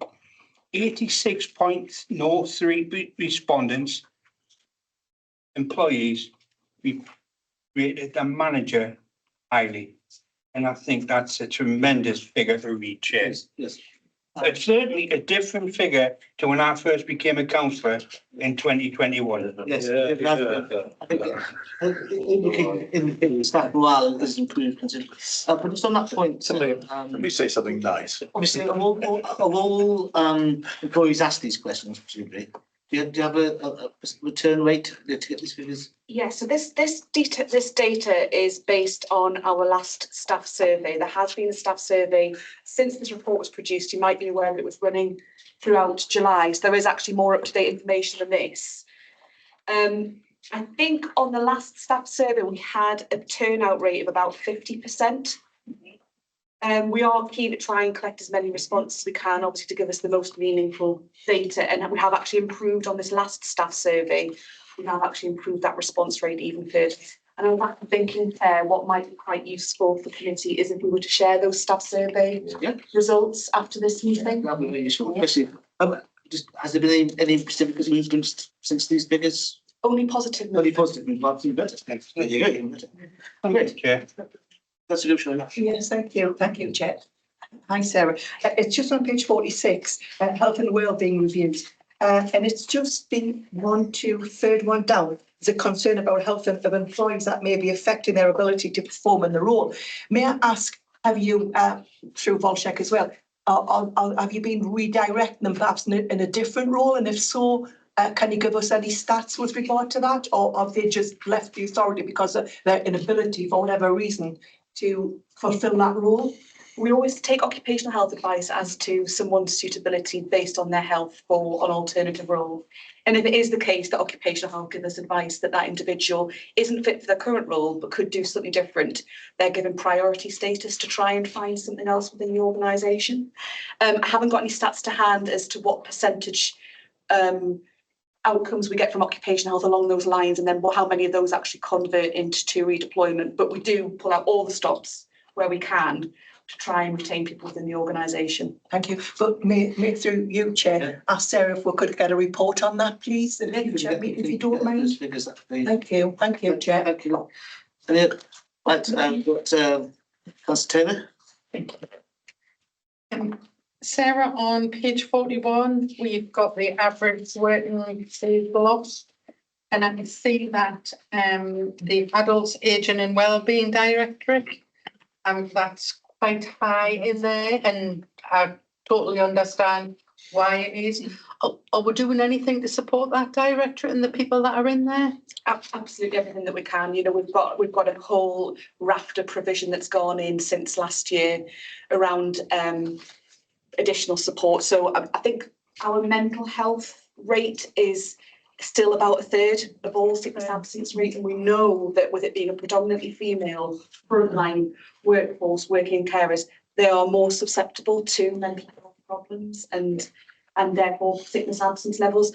We've got all sorts of support in there. We've got the psychological wellbeing coordinator. We're doing targeted interventions around areas where we know that there are particular issues.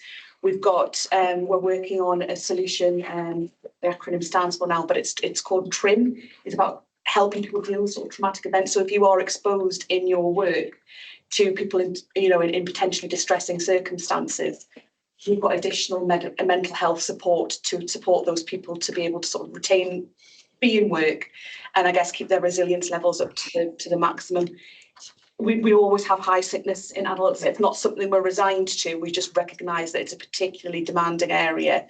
We've got an ageing workforce in there as well, doing difficult jobs. So we're doing everything that we possibly can to try and support people to stay in work. And has it gone? Sorry, Chair, is it okay? Has it gone up since the last report? I think it might have come down actually. I'm sorry that's not in there. No, it's not, but that's fine. Just maybe when we get the next report for this, could you put in the previous figures? Previous years, yeah. So we can see if it's come down, if it's gone up. Yeah. Thank you. Yes, that would be useful. We can back where we are. Longitudinal. Councillor Holmes. I don't want to be a party pooper here. It's easier stuff. Well, for change. The report is quite upbeat and whatnot, but it's not what I'm getting when I'm speaking to our frontline staff. In fact, what I'm getting is exactly the opposite. I'm also getting more and more residents complaining that they're not getting the services they think they should be getting from the council. And I would see those two as going together. So if you're going to do a report, and I ask that at least we have a differentiation between the frontline staff and the back office staff, so we can see where or if there's a problem somewhere. Yeah. And we'll do our best to try and get them to fill them in, you know, because unless you get nearly 100%, you're not getting a true picture, really. I could lead on. Well, I would like to pick up on that one because it is a negativity. Yeah. And I'm sorry about that because I think the staff survey is an incredible piece of evidence to show just how settled the staff are and how respected they feel and how engaged they feel and how important they are as a team. And that has changed enormously in the last 2 years. And I'm really pleased about that. Now, you may well find there will be always one or two folk that aren't happy. They may have been ticked off by their manager in the morning, or they may be doing a job they don't particularly want to do. But I think to try and suggest that because of a conversation or two, it somehow deflects from the fantastic positivity of the staff survey would be wrong. So I regret it, but I think what you need to do is maybe go and have a chat to them again, see how they feel next time. I think it's very important to pick up the attitude of all staff, but we do that through this. We do that already. So back office and frontliners have the chance, Malcolm, to put their voice and make their voice heard. Am I not correct? Yes, Chair, I think the staff survey report that I will furnish you with after this committee meeting would probably highlight the individual responses by service area, so you'll be able to sort of potentially cross-reference what you've picked up anecdotally with the data. I mean, I'm not seeing that, I'm not picking that up, but I'll happily share the data with you so you can see that for yourself. Okay, can I also suggest, Chairman, please, that staff survey is shared with the press, because I think it's only right that they see just how calm and settled this council is now. I'm not trying to spoil the show. I've always bought it. Facts to your boy. Facts. Facts. Come and stand with me. Yeah, thank you very much. And you know, I'll actually back Councillor Robinson up on this. No, well, I know you're laughing, Glenn, but it's a matter of fact. And I don't know how perhaps confidential that this report comes back with the stats, because could it not be because they're still a little bit perhaps frightened to put the truth down of actually what's going on, because we know it is as opposition members, we know it goes on behind the scenes, and you know, and because it not only goes on with staff members, it goes on in full council as well. So I'm a little bit apprehensive to see if that's actually true figures, that staff are actually, you know, reluctant to give their true feelings, if, as I might say. I might be speaking out of turn, Glenn, sorry if I am, but it's my opinion. Sarah, am I right that the engagement survey is anonymous? So everyone has got a free and open space to speak and raise all of the issues they've got? It's anonymous to the degree that if there is a team that is less than 11 people, we don't even get that data because they might be identifiable. It is really quite robustly anonymous, and that is fed back to the staff at every single step of the way. They enter that survey, they fill out that survey on the basis that they know it's completely confidential. Yeah, I just think, with respect, can you just be really firm in what you're saying here? Because I think there's some element of doubt about somehow the veracity of the report. Can you just explain exactly how it is members of staff are asked and how they answer? The fact that it's entirely anonymous?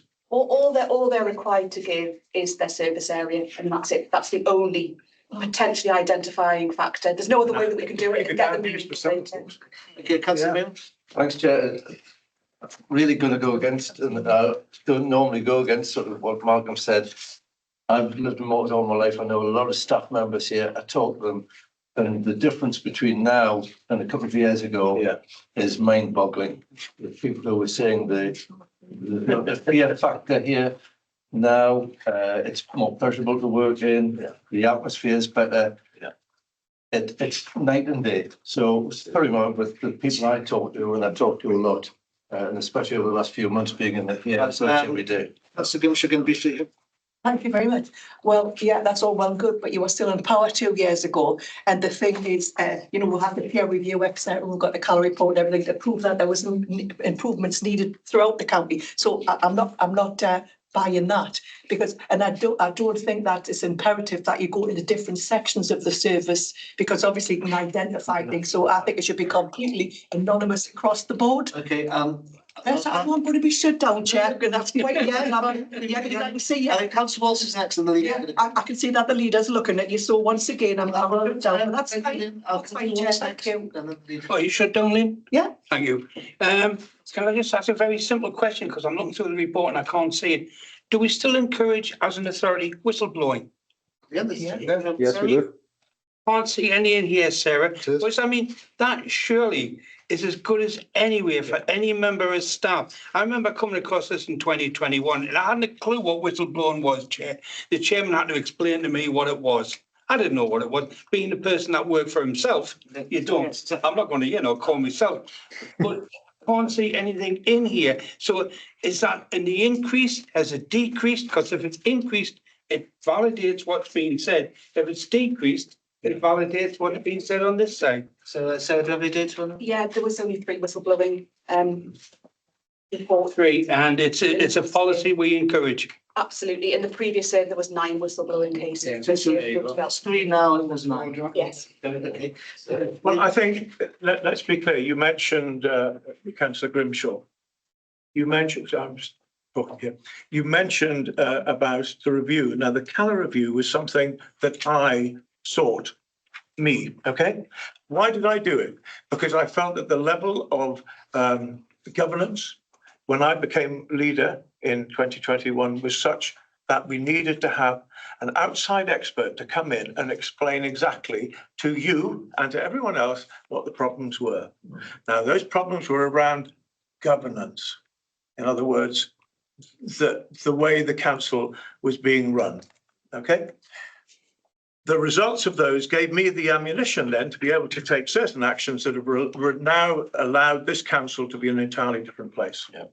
And I'm really grateful to all the staff for having gone through that awful journey that they had to go through. But it is gone, it is past, it is finished. And we now have a beautiful, bright future ahead of us. And you just heard, for example, one of the examples of why the future is bright. Yeah. Right. Do you have anything specifically on the report now, or?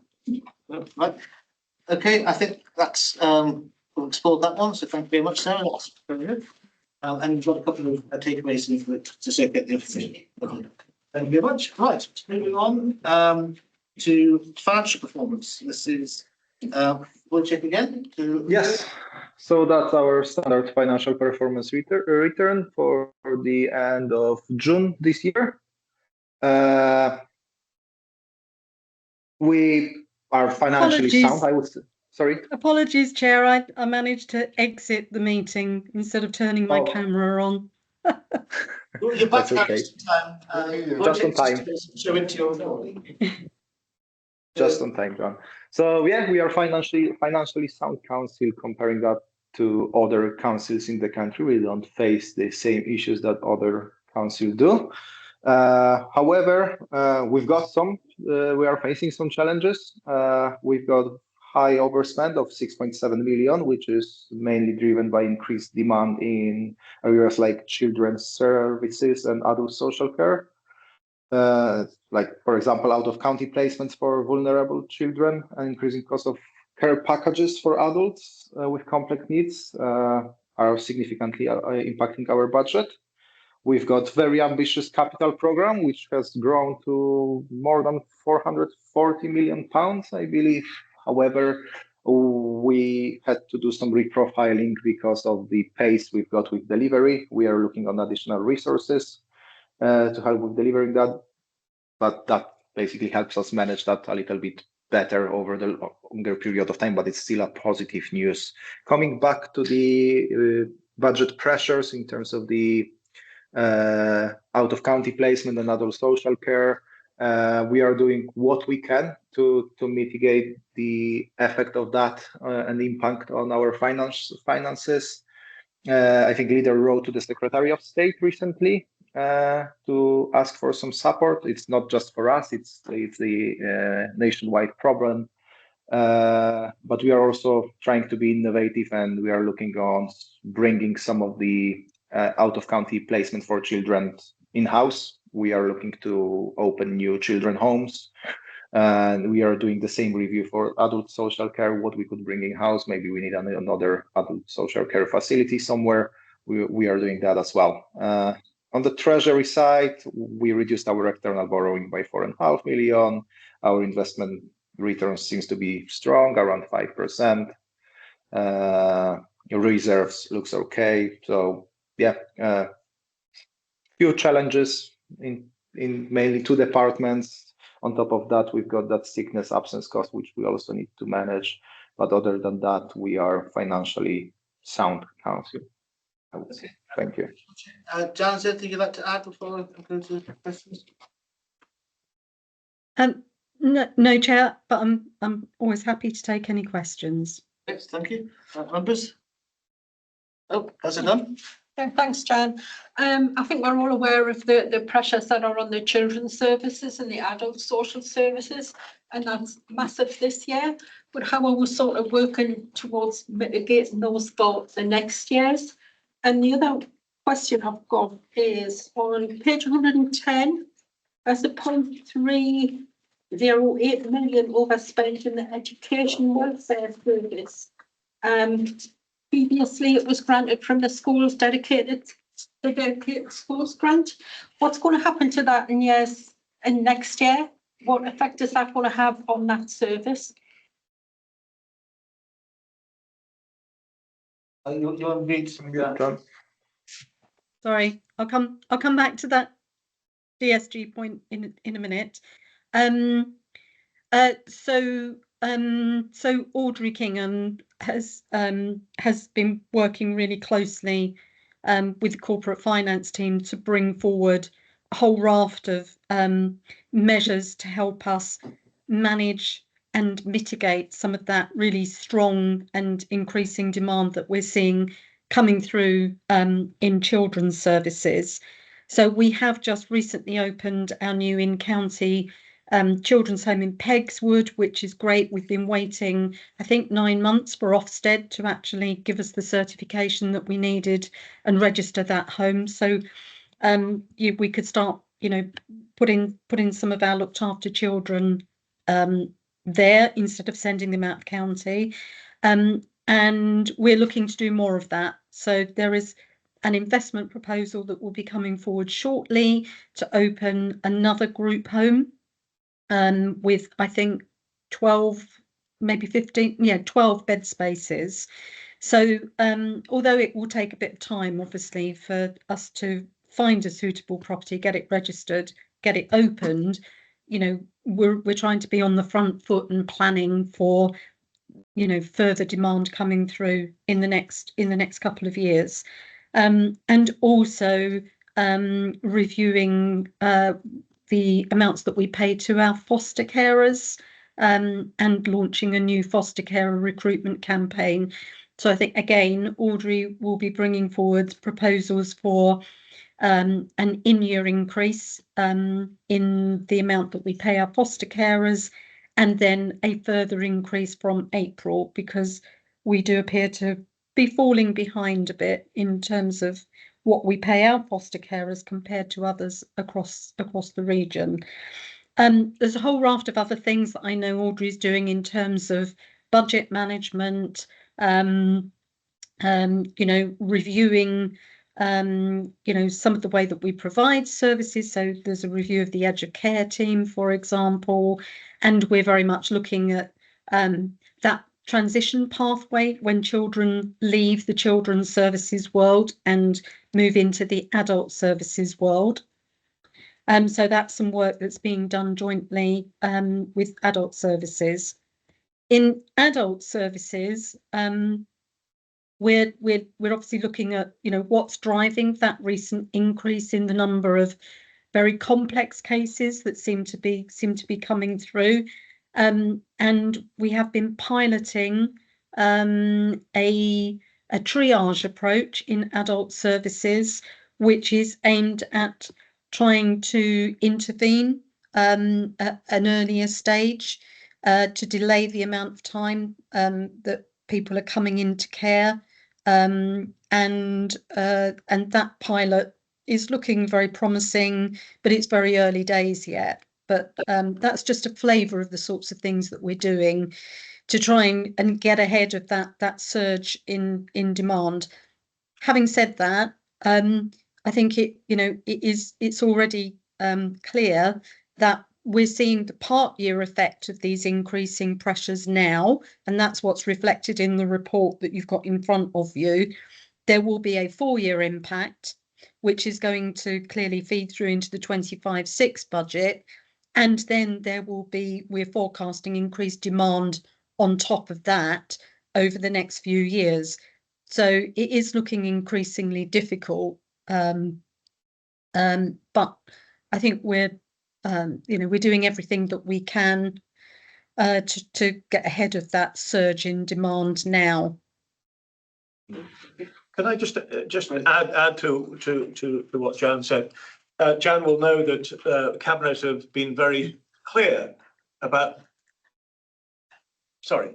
The Cabinet have been very clear about the need to work up an Investor Save programme to try and help with the issues, particularly around children, but also around adults. And she also knows that that we have spent over £50 million more in the last 5 years on both those services, and that's had to come from frontline services or reserves.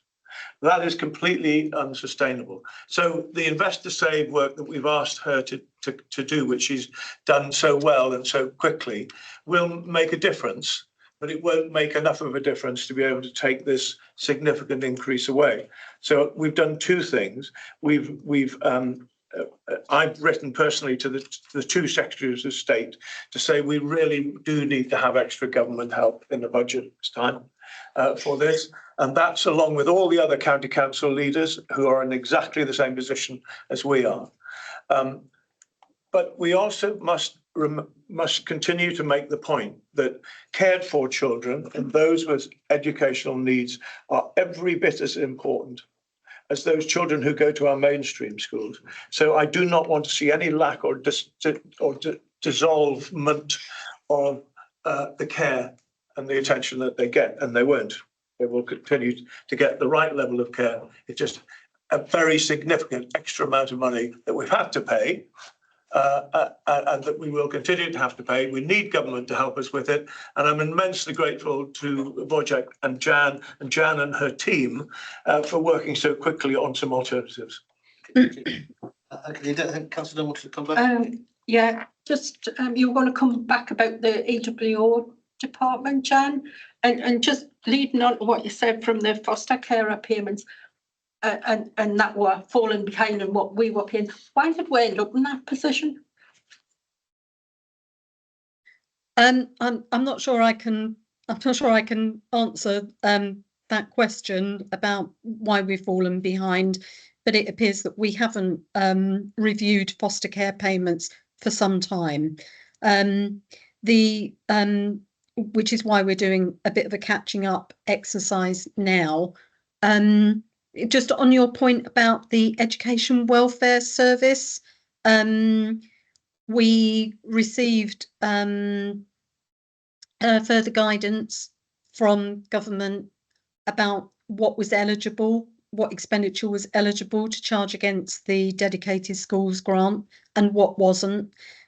We've done a piece of work to review what had previously been charged there, and there are some elements where it's now clear that it cannot be charged against the DSG. So that expenditure is now falling on the general fund. So we're not taking that money out of the Education Welfare Service. It's just being funded differently. Thank you. Thanks, Jan. Lynn? Thank you. Well, just going back, yes, you've done a lot of work, and I appreciate that about special education needs, and I've been reassured by the leader that you're going to look at it, because it's particularly an area that I'm very passionate about. Knowing families, parents, carers that work with these children, then we need as much support, and I hope it will, as you said, continue, because from birth to leaving school, it's very, very challenging, and to get the support that they need, and the parents, I'm sure, will feel hopefully reassured that this is going to happen and will continue to happen. So thank you for that. Thank you. Any other questions? Michael? Thank you, Chair. Jan, page 93, first page, 3.1, the profiling of the capital programme, 56 million from 24-25 to 25-26 to reflect estimated expenditure levels. Is that cancelled projects? Is it deferred projects? Is it projects which aren't going to come in on time? Which page are you on? So these are all council projects. They're all projects in our capital programme. Sorry, I don't have the page numbers in front of me, but if I can refer you to Appendix O to the report, which sets out the capital profiling. So you can see most of the projects are in the Place and Regeneration Directorate. So I think these are some of our larger projects. 1, 2, 3, is it? Yeah. I think it's page 1, 2, 3. Am I right? We don't see pages here. It looks to be. And the similar question, page 97, and it's the capital programme 9.2. Can you explain it to me, please? The capital programme has changed during the year as the phasing of scheme was reviewed at the end of the previous financial year, with 84.3 million reprofiled from 23-24 to 24-25. Further approvals totaling 20.68 million have also been agreed between April and June for additional schemes. So can you explain that? Because I'm not quite sure I know what it means. I know it's council speak. I should be on top of it, but I don't. Okay, so so at the end of last year, we reviewed the spend profile for all the capital projects that were in the capital programme at that time. And when we set the capital programme for 24-25, we took account of that. Okay, so so we now have additional approvals coming through. So this is the 83 million plus the 20 million, which gives you the total approved adjustments in the second column on that page. Yeah. So you can see, again, I go back to what I was saying earlier, 82 million of that 105 million relates to projects in the Place and Regeneration Directorate. And then on the far side, so you've got that then feeds into a revised budget, 442 million. Of that 442 million, we're now proposing to reprofile 56 million because we don't think we're going to spend it in the current year. Right. So it's really projects that are overrunning. Yes, that have slipped for various reasons. It's not cancelled projects. That's the point Well, I want to. I'm not sure what you mean by council. These are all council projects. If you're talking about the funding, if cancelled projects. Cancelled. Rather than cancelled. They're not cancelled. Cancelled. He's saying they're not cancelled, they're just slipped. That's I'm Yeah. sorry. I heard Not council as well. cancelled. Sorry. Just the ones in Bedlington. Right. Thank you for translating. Sorry, I do have trouble sometimes. No, they're not cancelled projects. It's merely that we're changing the expenditure profile. So all of the projects are still live, they're still happening. They've just been, the spend has been delayed for various reasons. So that may be because it's taken longer to get a planning approval. It may be that we're waiting for confirmation of external funding.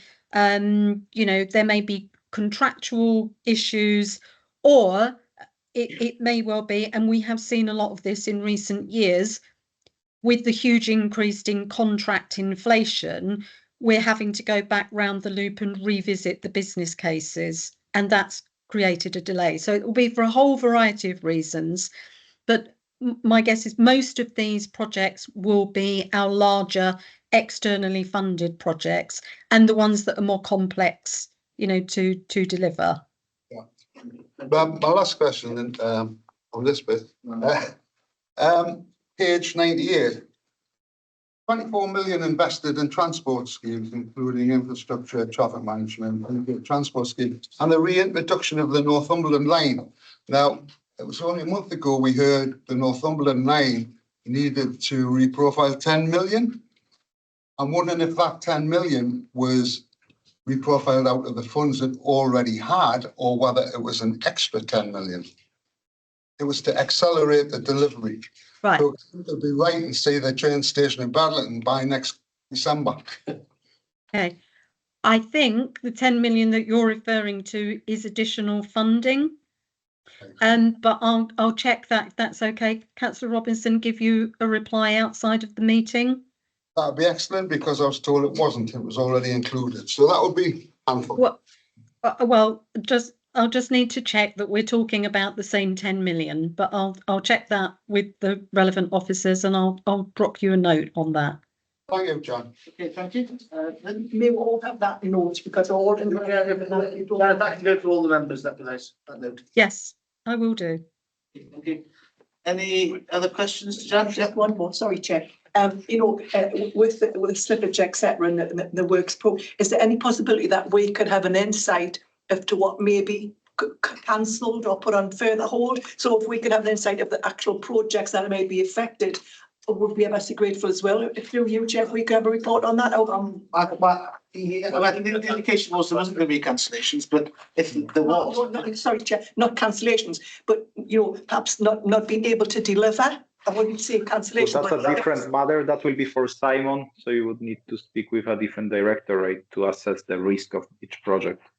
I think I can answer it if I may, which is there will be no cancellations to those projects in our capital programme. In the budget, which will come in a couple of months' time, Lynn, there will be reprofiling showing that we will, often, as Jan says, it's because the quotes that we're working on have become so inflated by building costs. We've said, no, we're not going to do that. We're going to just pause and go back to the drawing board and get quotes again. We're not going to cancel any project. Okay, thank you. Right, Chair, can I have just a very quick one? Oh, yes, go ahead. For Jan, place and regeneration, Jan, and it's the best use of assets, page 107. It said that nearly 900,000 will not be achieved this year in savings. Does that mean there's targets for every year for savings?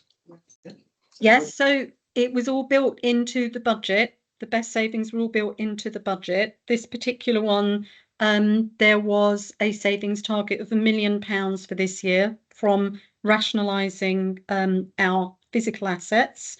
And I think it's fair to say that we were overly optimistic about the timescale for delivering those savings. They are still going to be delivered, and there was a report to Cabinet just this month setting out the first tranche of proposals, which we are in the process of implementing now. And I think they're going to deliver about £700,000. But the bulk of those savings will not be delivered in this financial year. So they will roll over to 25/6. There is then a further savings target for the second phase of work, and that work is being finalised at the moment, and that will then inform the savings that we build in when we come to review the MTFP in February. In overall terms, however, based on the latest financial monitoring, because we have overachieved on other work streams within BEST, we're currently within about £200,000 to £300,000 of the overall savings target for BEST. And I'm confident that by the end of the year, we will have found the rest of that to ensure that we deliver in full against our best savings target. One thing I will say is that the savings figures that we built into the budget back in February were based on the original strategic business case, which was actually done the previous January. We've done a huge amount of work in the last 18 months, and we're actually currently refreshing the strategic business case. So we'll have a much better handle on both the scope of the savings and the profile in terms of when they're going to be delivered.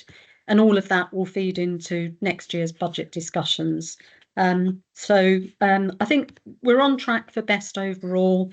This particular element is going to slip, but we'll make it up from some of the other things that we're doing.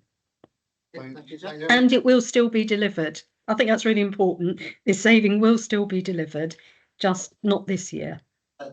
Thank you. I know it's in place and regeneration, but I just wonder if it could be kept up to date, because I noticed in phase 2 of the review commencing to identify further rationalisations, and Ashton Annick and Morpeth. I just wonder if we could be kept up to date with that as well, because, you know, for places that might be closing. I know, Chair, it's placed in Jan, but I mean, it's come here, we've received the Well, we report. are going to get another update on Best and the buildings, because we got the initial report on the start.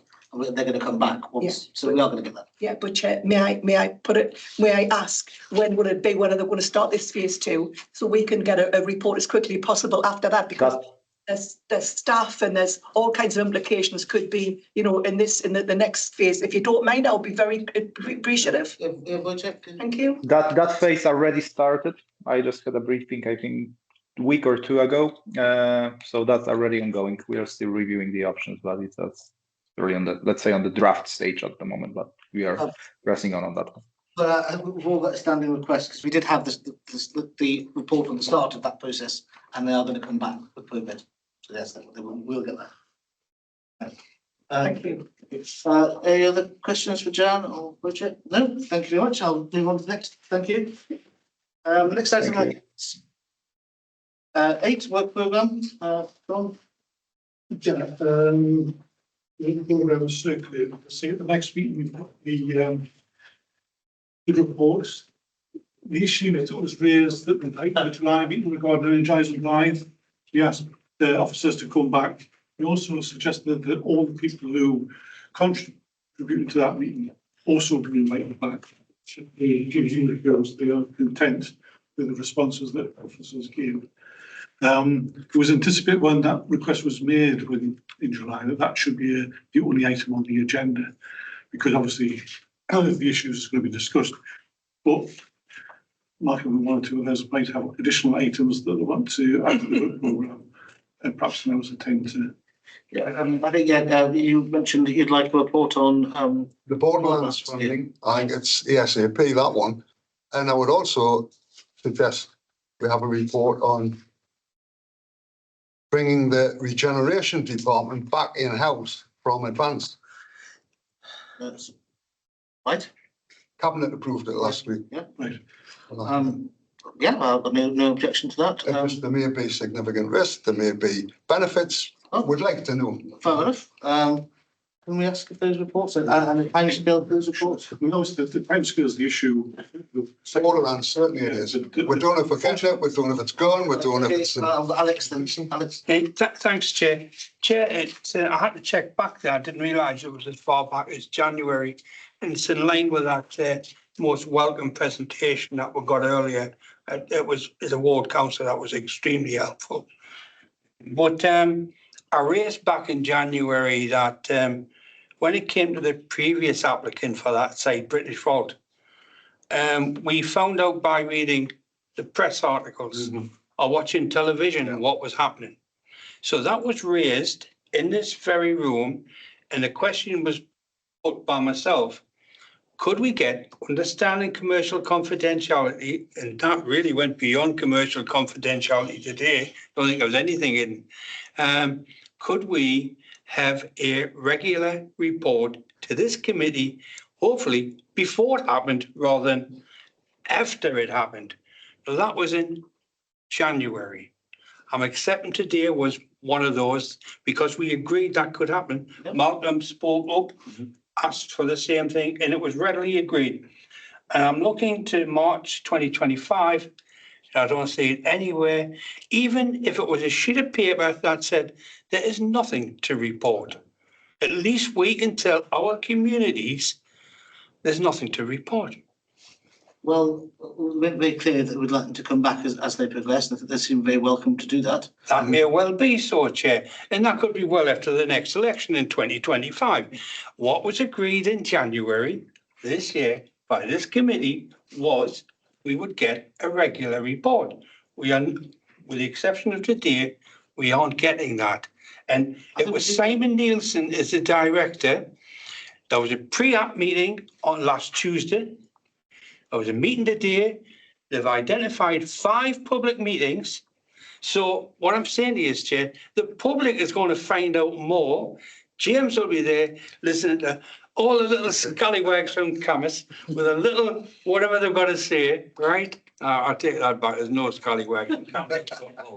They come down from Bedell and pretend they're from Camas, Chair. And you get me drift. You get me drift. If there's anything to report, can we get it? That's all. We can ask Simon, I suppose, will be preparing a report.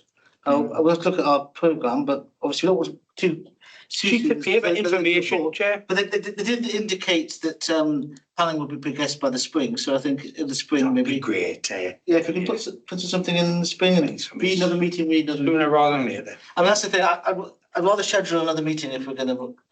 That was well worthwhile, Chair. Yeah. Yeah, thank you. Yes, it's with this building. And yes, because we're now going to look at the assets and reprofiling all the assets within the county strategic assets. Now, I'm just wondering if we could have a report, please, on the transition of staff having to come back into County Hall, the implications that they might have getting here, travelling for, from various areas. So I would just like a report on how the impact is going to be with staff having to travel a long way to actually, when you look at the wider picture, Northumberland, bringing people back into County Hall and the situations that they might be in, so we can obviously overcome those hurdles before it has a massive impact on their perhaps mental health too. Chair? Right, well, I think as we discussed just now, there's going to be a report on the best strategic use of buildings. I think that's the first stage, because then if there is plans to move people back to County Hall, because there isn't yet, and that looks like it's going to happen, then that's the time when such a report would be sensible. It's always getting a report now when there's no actual plans of who and when and if people are going to come back. But we are, as I said, we got the report on the start of the rationalisation of council asset buildings, use of them. I think we need to update on that once decisions are made.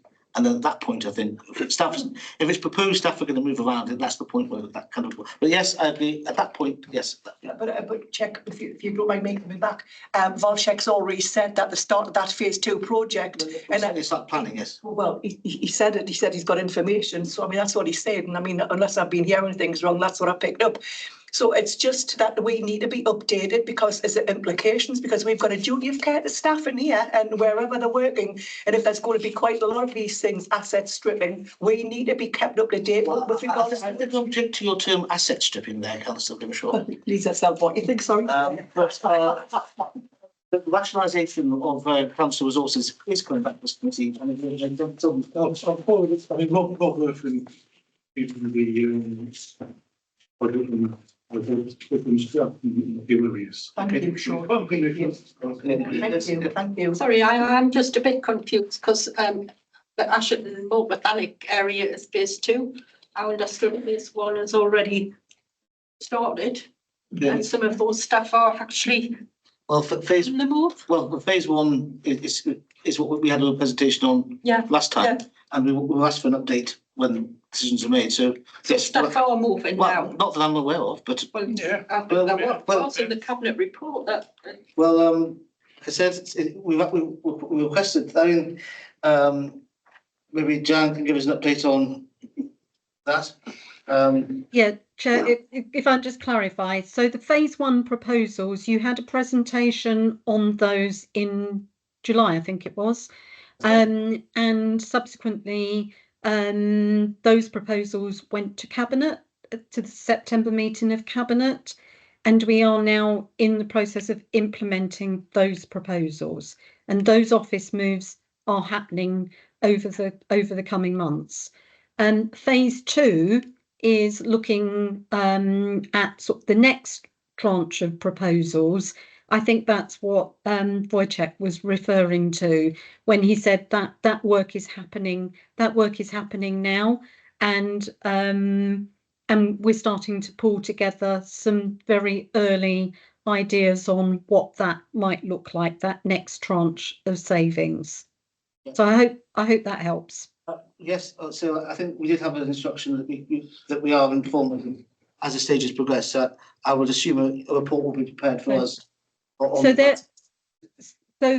the phase 1, that report went to Cabinet in September. If you would like to, have that report on phase 1, coming to your next meeting, I'm sure that's fine. But there is nothing to share on phase 2 yet. That's the point that I'm trying to make, that, you know, we're still at a very early stage in terms of formulating those proposals. So that work is ongoing, but it's not ready to share at the moment. In that case, Sean, what's on our agenda for the next meeting? Well, as I say, it's the Energize and Blythe programme updates. It's really a case of how much else you can squeeze onto that agenda. But if, as Jan says, the report has already been submitted and agreed by Cabinet, it may well be that you just circulate that report and ask for an update on progress. So if we'll put it on the agenda, circulate the report and ask whoever's leading on it, Simon or Simon, who's leading on that report, Jan? That would be Simon, and it may well be, Chair, that at the time of your next meeting, he will have something which, you know, he can share with you in terms of what's likely to be in the second phase. But for the time being, yes, I mean there's no reason why that report can't be circulated. Members, are we happy that that report comes to us as an update item on our next meeting? Great. And then if anything arises from that, then we can seek a specific report on that. Thank you, Chair. Chair, can I just articulate my thoughts on this? I was at the meeting where Rob presented this, and it was very general. There was no specifics mentioned. There was just general look at assets. A couple of weeks later, I'm told by people that work in those assets that they're going to have to move to County Hall. 2 weeks after that, I get the note through my councillor email that that's what's going to happen. This is what we're complaining about, not getting the information in time. Because, as I've said before, if our only remit is to make recommendations to Cabinet, then I'm not really interested in recommending after the fact. I want to recommend that they look at something, or we can identify a problem and warn them of it, whatever. Well, I think there's 2 points there, Councillor Robinson. Our role is not just to recommend things to Cabinet before they make decisions. Our role is to actually review decisions Cabinet's made, and then point out what they can do, whether it's working or not. And that's part of our role, and that's part of what we'll be doing on this. Well, I see that reviewing decisions that's made in light of the recommendations we've made to them before they make that decision. You know, that's. But also in light of how the rollout of whatever they decide to do. A lot of it concern us quite. So we'll have that report to the next meeting. We'll also request the board lands as you asked for. Yeah, thank you. That might go to the meeting after, depending on timing and whatever. Is there any other issues you'd like for us to? This is your opportunity. If not, ping me an email, me and Sean and Liz an email. If something else comes up, and then we can try and squeeze it in. Like I said, I'm happy to have additional meetings if the timetable fills up, because You've got one thing to the point, Chair. We should go back to pre-scrutiny. No. Oh, well, that's just my opinion, and I'm entitled. Exactly, and very in-depth reporting, scrutiny function decided that was a very silly idea. But anyway, right, thank you very much. Anything else? No, thank you very much. Thank you.